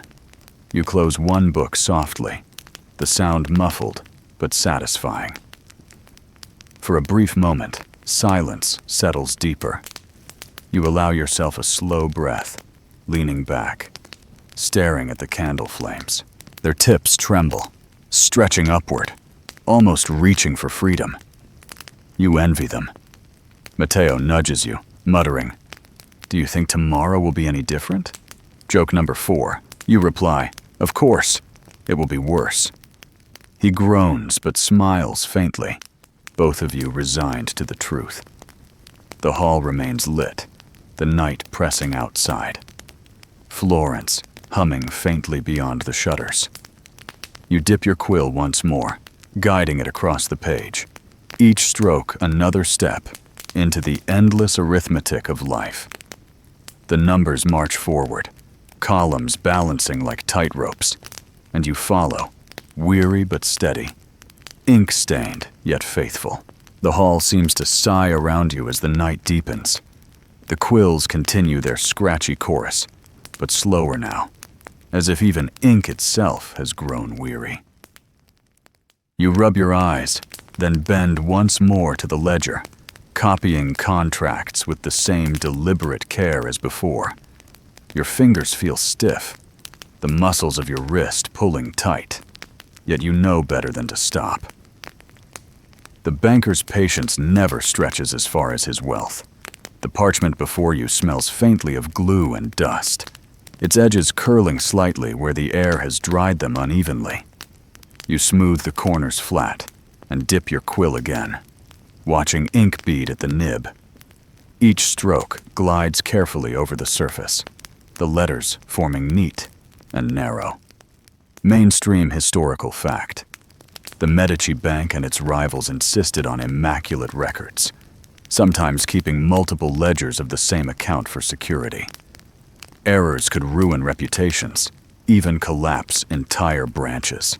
Historians still argue whether Florence's banking supremacy rested more on skill or on sheer fear of mistakes. Matteo, predictably, groans beside you. He scratches at his sleeve where ink has dried into stiff ridges. "I think I'm turning into parchment," he mutters. Joke number 1. You reply, "At least you'd be useful then." He laughs weakly, shaking his head. The banker's chamber door creaks open, spilling a brief shaft of lamplight across the floor. His voice murmurs low to a senior clerk, too soft to catch, then vanishes as quickly as it came. The hall stiffens in silence until the latch clicks shut again. Only then does the rhythm of writing resume, though more cautiously. You lean closer to the page, determined to focus. The contract at hand concerns another wool consortium, their shipments tallied in bales and weighed in pounds. The numbers repeat, each line nearly identical, until your brain dulls under the monotony. Quirky tidbit. Some clerks gave nicknames to recurring clients in the margins. Bale Bart, or Too Many Sacks Tom. You dare not follow their example, though you secretly long to. Historians still argue whether such doodles found centuries later are genuine clerk's marks or accidents mistaken for mischief. Matteo stretches suddenly, his spine popping audibly. He yawns so wide you fear his jaw might unhinge. Joke number 2. You whisper, "Careful, you'll swallow the ledger." He chuckles, clutching his stomach, as if the idea almost appeals. The hours slide onward. Candles are trimmed, wicks pinched, flames rekindled. The smell of smoke thickens until it clings to your hair and tunic. You write through it, eyes watering slightly. The page fills line by line, and you sprinkle sand, blow gently, and turn to the next. The routine is eternal, your mind slipping between wakefulness and dream. Mainstream fact again. Florence's ledgers often recorded not only money, but also goods, land, and even political favors disguised as loans. The banking houses acted as both vaults and spider webs, catching everything that passed. Historians still argue whether this made Florence strong or dangerously entangled. You, quill in hand, only know that it makes your day endless. Matteo slumps lower, his head resting briefly on his folded arms. You jab him with your elbow, earning a glare. Joke number 3. You murmur, if you sleep there long enough, they'll bind you into the ledger. He sighs, then laughs despite himself. The hall feels cooler now. Night air seeps through cracks in the shutters, carrying faint scents of the city. Roasting meat from taverns, damp stone from the Arno, smoke from hearths. Florence lives outside, while you remain trapped here, surrounded by ink. The thought makes you restless. You shift again, cracking your knuckles, then bend back to the page. A final stack of contracts appears, delivered by a weary servant. You suppress a groan. These concern debts from distant towns, names you barely recognize. Each one must be copied, tallied, confirmed. You plod through them steadily, though your hand trembles with fatigue. The numbers blur into a haze, and you whisper them aloud just to keep your mind awake. Quirky tidbit again. Some clerks swore that whispering totals prevented errors, believing the sound itself carried balance into the ink. Others mocked the practice as superstition.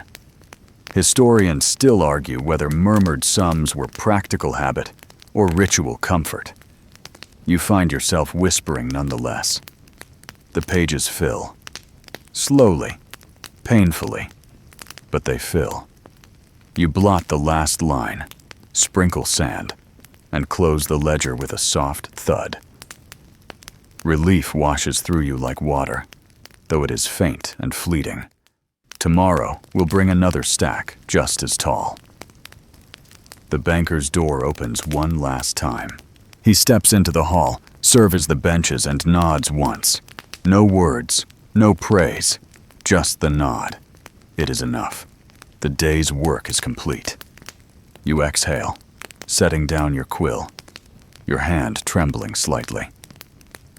Matteo leans back with a groan of triumph. Around you, other clerks straighten, stretch, and gather their tools. The hall hums faintly with relief, the long day finally yielding. Outside, Florence waits in darkness, lanterns flickering in the streets. You gather your things, rise slowly, and follow the others toward the heavy doors. The night air strikes cool against your face as you step out, the city alive with murmurs, footsteps, and distant laughter. For a moment, you breathe freely again. The cool night air clings to your skin as you step beyond the banker's hall. Florence hums softly, lanterns glowing like embers scattered across the narrow streets. You breathe in the faint smell of roasting chestnuts mixed with river dampness, grateful to trade the candle smoke of the hall for even this imperfect freshness. Yet you know the relief will not last. Tomorrow, more pages will wait, demanding the same endless care. You follow the other clerks for a short distance, then part ways, heading toward your modest lodging. The streets are still busy, vendors packing their stalls, taverns spilling laughter, apprentices hurrying home with baskets of bread. Your own purse feels light, weighed with only a few coins earned from days of relentless tallying. Matteo lingers beside you, muttering about supper. He claims he will spend his last coin on wine, which seems reckless, but also entirely like him. Mainstream historical fact. The wool trade dominated Florence's economy, with accounts so intricate that clerks often spent hours recording bales, weights, and prices. These numbers funded not only merchants, but also artists, architects, even wars. Historians still argue whether the city's beauty sprang from its banking genius or from the sweat of weavers who never saw more than a handful of coins.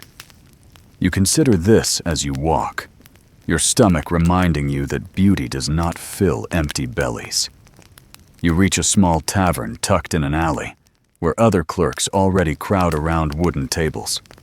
The smell of stew drifts thickly through the doorway, tempting despite its watery quality. Matteo pushes inside eagerly, waving for you to follow. You find a corner seat, the bench sticky with spilled ale, and place a coin on the table. The innkeeper slaps down a bowl of lentil stew and a hunk of bread, both rough but filling. You eat quickly, savoring the warmth. Quirky tidbit. Some taverns near banking houses offer discounts to clerks, reasoning that your presence brought steady custom and quiet gossip. Others charged extra, mocking your ink-stained fingers. This place does neither, simply serving food without comment. Perhaps that is mercy enough. As you chew, conversation swirls around the room. Clerks complain about errors, argue over wool prices, boast about catching merchants with clipped coins. One insists he nearly confronted a noble about unpaid interest, though his story grows less believable with each gulp of ale. Joke number 1. You lean toward Matteo and murmur, "If courage were measured in wine, half this tavern would be generals." He laughs so loudly that stew nearly spills from his bowl. The stew warms you, dulling the ache in your belly. For a brief moment, you almost forget the ledgers. Yet soon the talk drifts again toward numbers. Debts owed, shipments delayed, interest rates rising. Even in leisure, Florence cannot escape its obsession with accounts. You sigh softly, break off another piece of bread, and let the chatter wash over you. After the meal, Matteo insists on a cup of thin wine, though you decline. You know tomorrow will demand a clear head, and the banker's patience for sluggish clerks is thinner than his purse is heavy. Instead, you step outside, letting the night air cool your skin again. The tavern's noise fades as you wander back toward your lodging. The streets are quieter now. A watchman passes with a lantern, his shadow stretching long across the cobblestones. A dog noses at scraps near a shuttered bakery. Somewhere, a lute strums faintly, a melancholy tune drifting through an open window. You walk slowly, savoring the calm. Mainstream fact again. Florence's streets at night were both lively and dangerous, patrolled by watchmen, but still prone to brawls and theft. Wealthy bankers moved with escorts, while clerks like you relied on blending into the shadows. Historians still argue whether the city's vibrancy outweighed its dangers. Tonight, you keep your head low, hoping to appear invisible. Matteo stumbles out of the tavern behind you, humming tunelessly. He catches up, grinning. "Do you ever think we'll escape these ledgers?" he asks. Joke number 2. You answer, "Of course.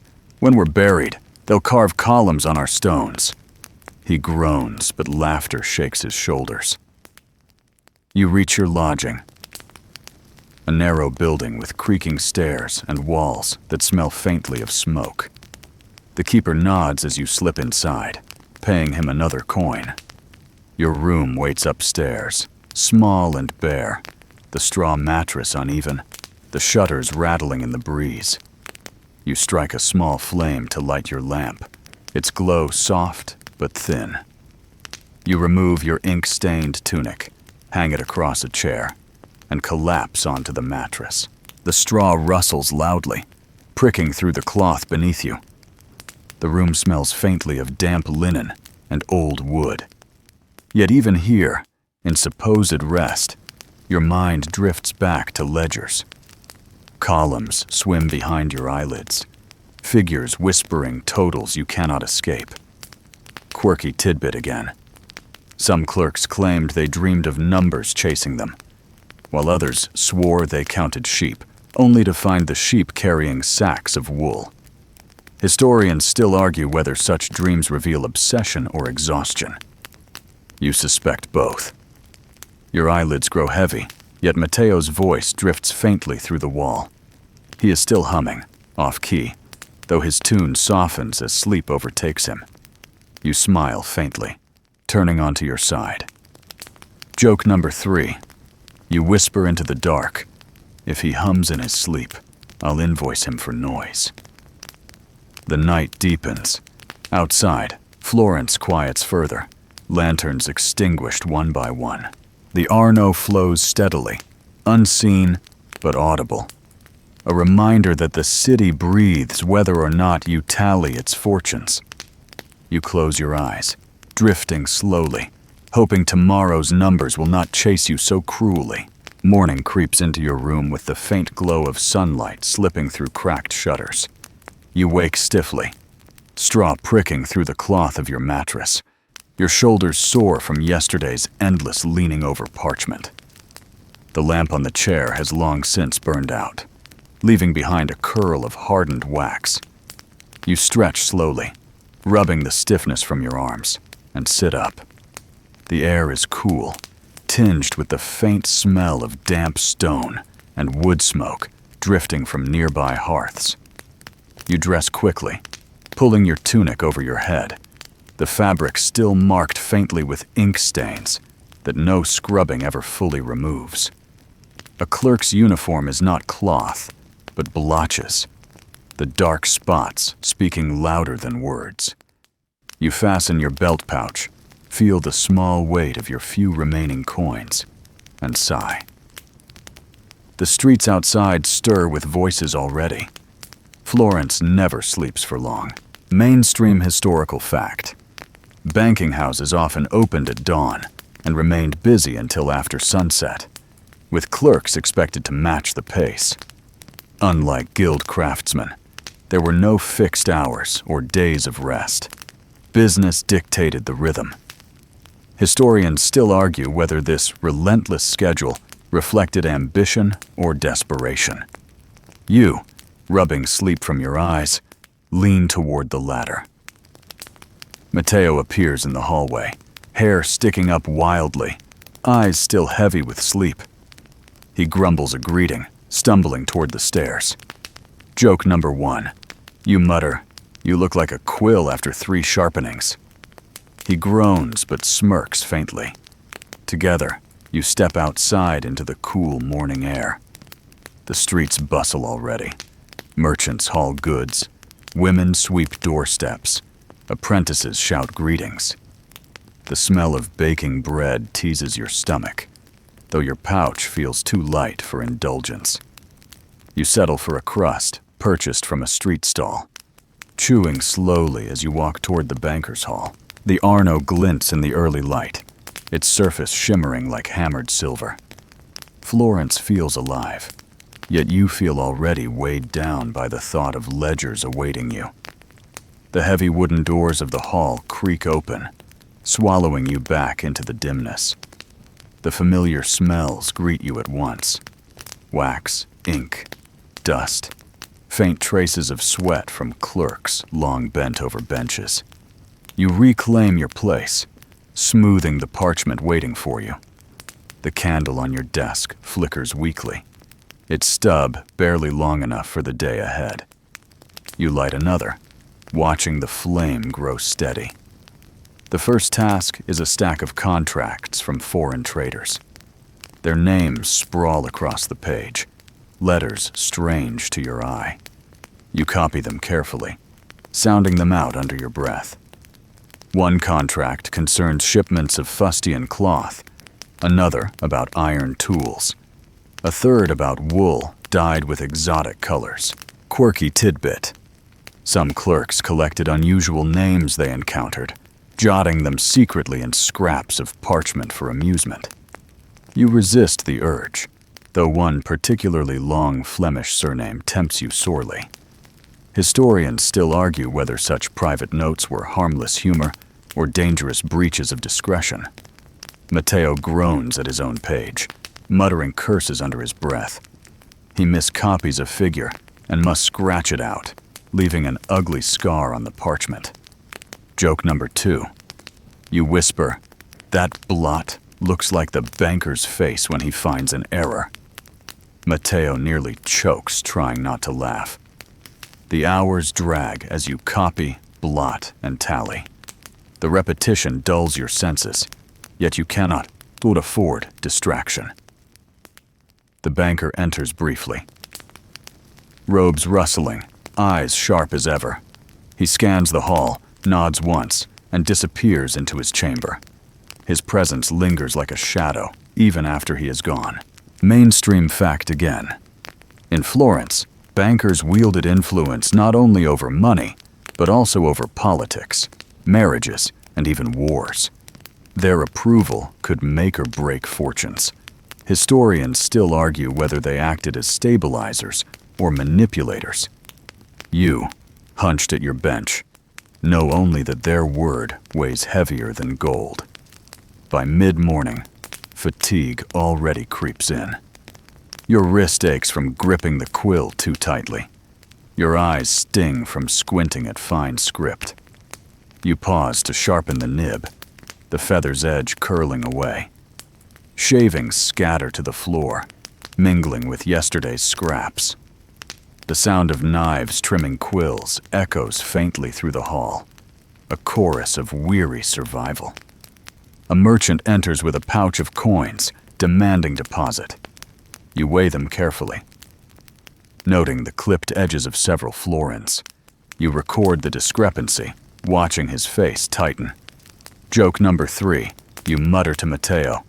Another satisfied customer, ready to praise our fairness. Go. He snorts softly, shaking his head.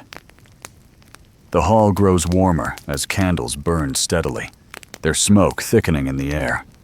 Shadows ripple across the walls, flickering with each draft. The ledgers pile higher, each page another step deeper into the labyrinth of Florence's wealth. You press on, though your body longs to rest. Quirky tidbit again. Clerks sometimes claimed to see shapes in the blotting sand after blowing it away.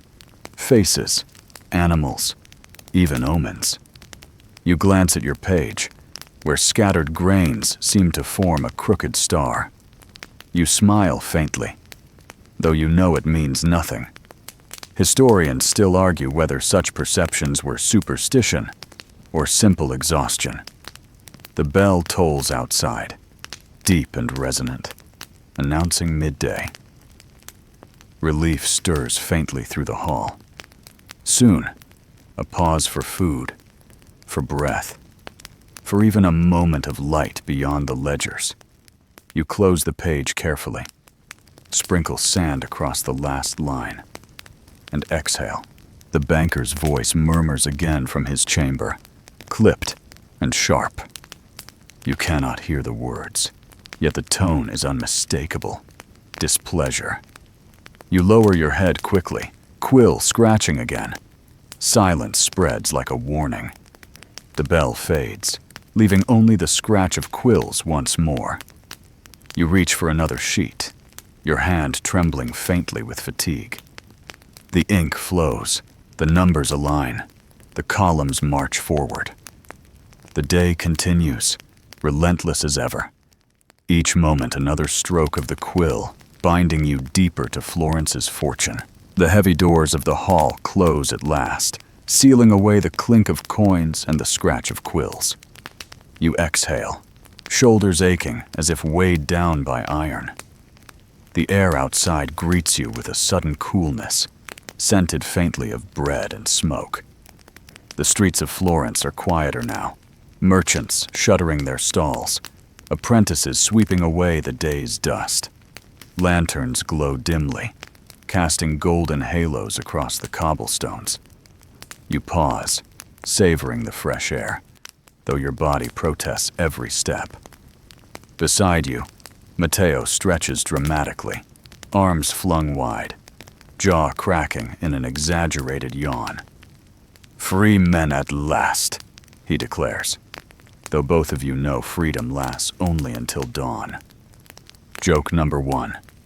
You mutter, "Enjoy it quickly. The ledgers are already waiting for us in our dreams."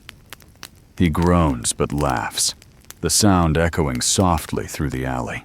Mainstream historical fact. Clerks often bore the responsibility of locking up at night, securing the chests that held fortunes of merchants and nobles. The vaults beneath Florence's banking houses were guarded by thick doors of iron and layers of secrecy. Historians still argue whether the city's security relied more on those locks or on the fear instilled by bankers' reputations. Tonight, you had the duty of sweeping scraps from the floor and bolting the doors, a final ritual of drudgery before stepping into the night. The city hums faintly as you walk homeward. A baker kneels by his oven, raking out the last embers. A pair of children chase each other with sticks, their laughter sharp in the cool air. A watchman passes, lantern swinging, nodding briefly at you. Florence, even at night, pulses with restless energy, as if its very stones tally accounts. You and Matteo part ways at a small square. He heads toward the taverns, already humming a tune, while you turn down a quieter lane. The stones beneath your feet are slick with damp, reflecting lantern light in broken glimmers. Your purse is nearly empty, yet your hands still smell of ink. It seems unfair. So many hours of counting wealth, yet so little of it yours. Quirky tidbit. Some clerks joked that the ink itself was valuable, that if you could scrape enough from your stained fingers, you might pay for supper. Of course, the stains never washed out fully. Your own hands bear black smudges that no soap removes, proof of your invisible labor. Historians still argue whether clerks lived in quiet dignity or in quiet despair. You suspect the truth lies somewhere uncomfortably between. You reach your narrow lodging, climb the creaking stairs, and light the stub of a candle. The room is small, the straw mattress uneven, but it is yours for the night. You hang your tunic, still blotched with ink, across the chair. The flame flickers, casting shadows that sway across the walls, like weary figures bent over ledgers. You sit on the mattress, unlacing your shoes slowly. Your body aches with every motion, wrists throbbing, shoulders stiff. Yet even here, away from the banker's hall, the numbers cling to you. Columns replay in your mind, sums you whispered, contracts you copied. Joke number 2. You mutter into the empty room. If I start charging rent for the numbers in my head, I'll finally be rich. The only answer is the flicker of the candle. The straw rustles as you lie back, staring at the low ceiling. The faint scent of old wood fills your nose, mingled with the sharper tang of wax. You close your eyes, but behind them, figures march relentlessly. Bales of wool, clipped florins, sacks of grain. You sigh, shifting onto your side, seeking rest. Mainstream fact again. Florence's clerks often shared their lodgings with others, cramped into small rooms where snores and coughs filled the air. Privacy was rare, silence rarer still. Historians still argue whether such living conditions forged solidarity among clerks or bred resentment. Tonight, you have only thin walls between you and Matteo, who hums faintly through his supper. You drift, half asleep, half awake, when a noise startles you. A sudden shout from the street below. You rise, peer through the shutter. A pair of men argue loudly, their gestures sharp, their voices echoing in the lane. One clutches a sack, the other points accusingly. You cannot hear the words, but you guess. A debt, unpaid. In Florence, every quarrel eventually returns to money. Joke number 3. You whisper to yourself, perhaps they'll bring their fight to the ledger tomorrow, and I'll have to balance it. The thought is bleakly amusing. The men move on, their shouts fading. Silence returns, broken only by the faint lap of the Arno against its banks. You close the shutter, return to your bed, and pull the thin blanket around your shoulders. The straw pricks, the candle guttering low, but your body yields at last to exhaustion. As sleep pulls you under, your last thought lingers on the ledgers. Tomorrow, they will wait again. Columns blank and hungry, ready to swallow your hours. Florence will rise, merchants will shout, coins will clink, and you will sit once more with ink-stained fingers, filling pages that no one will remember. And yet, somehow, the city would not breathe without you. The next morning arrives with the clang of a distant bell, its sound dragging you from uneasy dreams. You blink against the dim light filtering through the shutters, your body sore from another night on the straw mattress. The blanket has slipped halfway to the floor, and your tunic hangs wrinkled on the chair, still blotched with ink stains that no scrubbing will ever remove. You rise slowly, rubbing the stiffness from your neck, and breathe in the smell of damp stone mixed with faint traces of baking bread from the street below. You lace your shoes, fasten your pouch, and step into the lane. The city is already awake. Merchants shout greetings, apprentices hurry with baskets, and the Arno glimmers faintly in the morning light. You chew a crust of bread as you walk, the taste plain but filling enough. Ahead, the banker's hall looms, its heavy doors closed, but already waiting. Matteo stumbles beside you, yawning so wide you fear his jaw may crack. "Another glorious day," he mutters, voice thick with sarcasm. Joke number 1. You reply, "Yes, glorious," in the same way drowning is refreshing. He groans but chuckles, pulling his cloak tighter around him. Mainstream historical fact. Clerks were often required to arrive before sunrise, preparing ledgers and arranging benches so business could begin without delay. Late arrivals were fined or scolded, depending on the banker's mood. Historians still argue whether such discipline created efficiency or merely fear.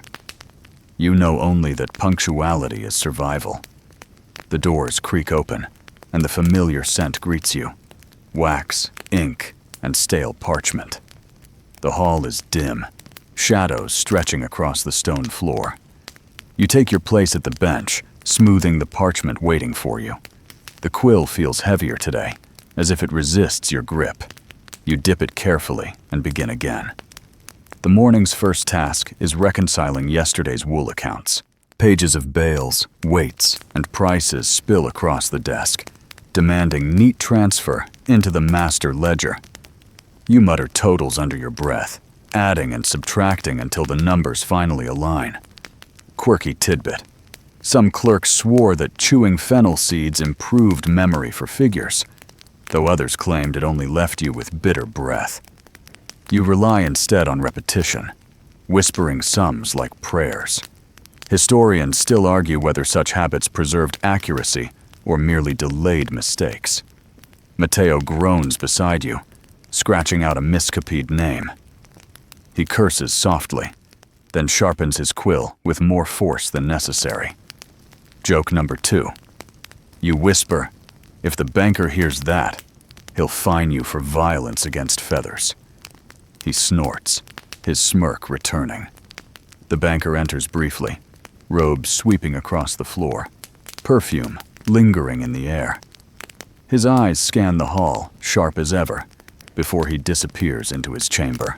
The silence that follows is tense, every clerk bending lower over their page. You copy more figures, hands steady, though your back aches already. A merchant arrives, red-faced and sweating, his pouch heavy with coins. He insists on a deposit, his voice sharp with urgency. You weigh the coins carefully, noting several clipped edges. You record the discrepancy, watching him squirm. Mainstream fact again. Clipped coins were a constant problem in Florence, shaving away value without changing appearance. Bankers fined offenders harshly. Historians still argue whether such strictness preserved trust or created resentment. You note the fine, blot the ink, and slide the parchment across the table. The merchant mutters darkly, but accepts. Matteo leans closer, whispering, "Another friend made." Joke number 3. You answer, "At this rate," We'll have enough enemies to fill a ledger. He laughs quietly, though his eyes flick nervously toward the banker's chamber. The hours crawl. You copy more contracts, tally more sums, sprinkle more sand. The air grows thicker as candles burn lower, smoke curling in lazy spirals. Shadows ripple across the walls, flickering with every draft. Your hand cramps, but you continue. Quill scratching steadily. Quirky tidbit again. Clerks sometimes tested ink by smearing a mark on their own skin, believing it revealed flaws more quickly than parchment. You glance at your stained fingers and wonder how many accidental tests you have performed without knowing. Historians still argue whether these stains were badges of honor or marks of servitude.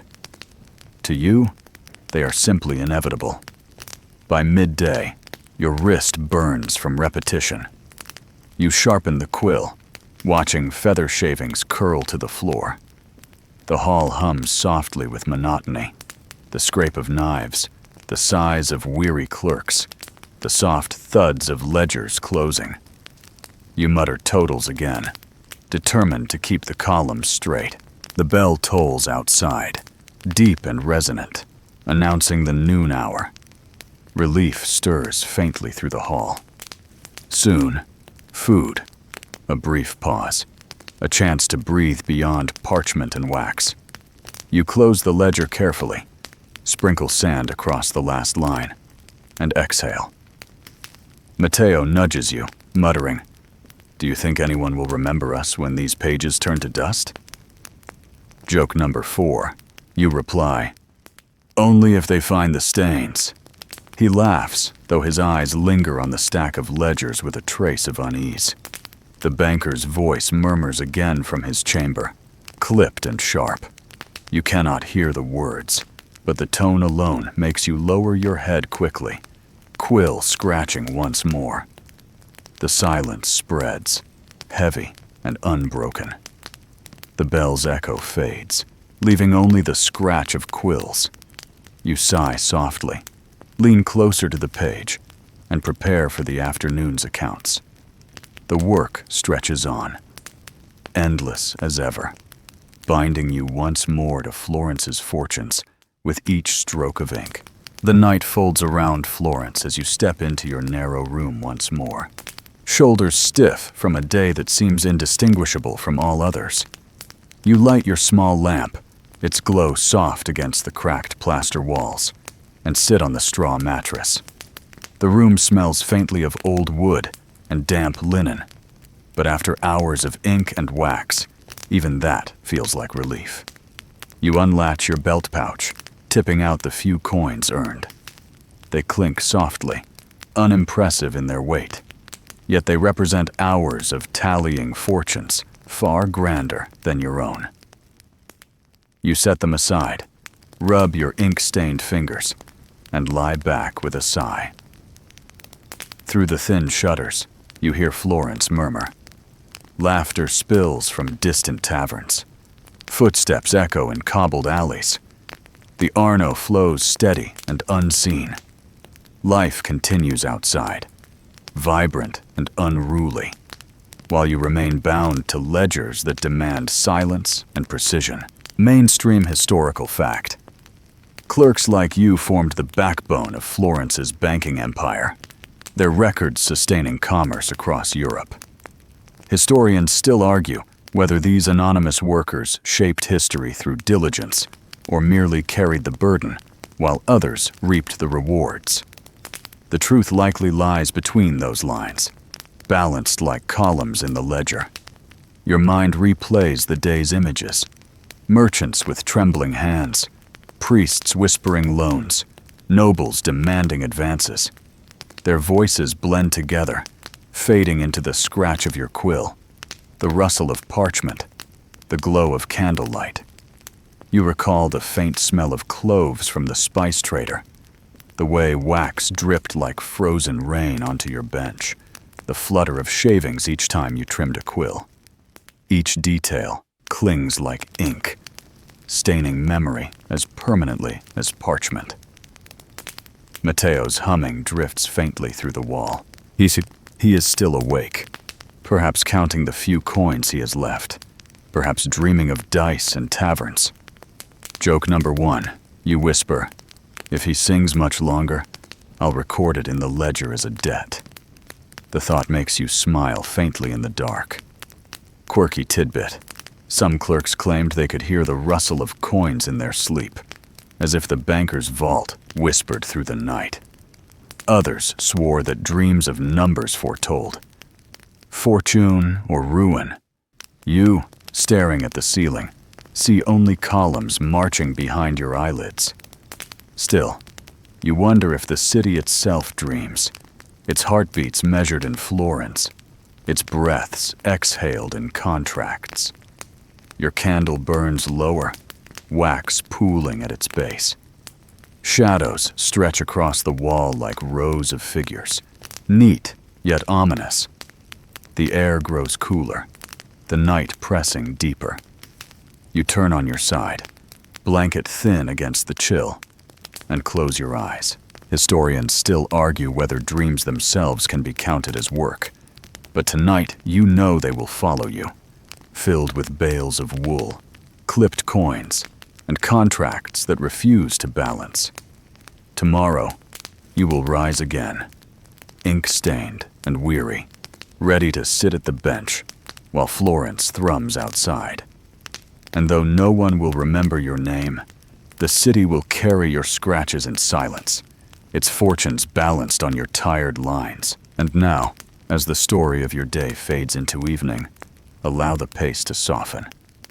The ink stains and parchment pages can drift away, settling like dust in a shaft of candlelight. There is no need to tally another column, no need to sharpen another quill. The ledgers will wait, patient as always. But for now, your body has earned rest. Let the rhythm of Florence's streets become gentle background music. The Arno flows steadily, whispering through the night, carrying with it the weariness of long hours. The bells are silent, the merchant's gone, the banker's chamber dark. All that remains is the quiet hum of a city asleep, its burdens momentarily set aside. You too can let go. Breathe slowly, as if each breath smooths the creases of the day. Feel the weight ease from your shoulders, the ache leave your wrists, the clutter of numbers dissolve into calm. You do not need to hold on to accounts or contracts now. You can simply rest in the knowledge that the work for today is done. Imagine the candle flame shrinking to a gentle glow, then fading into darkness. The room is cool and still, the blanket light but sufficient, the straw mattress steady beneath you. Let that stillness guide you. You are safe here, in this quiet corner of Florence. Nothing more is required of you. Only to close your eyes, drift slowly, and let sleep carry you away.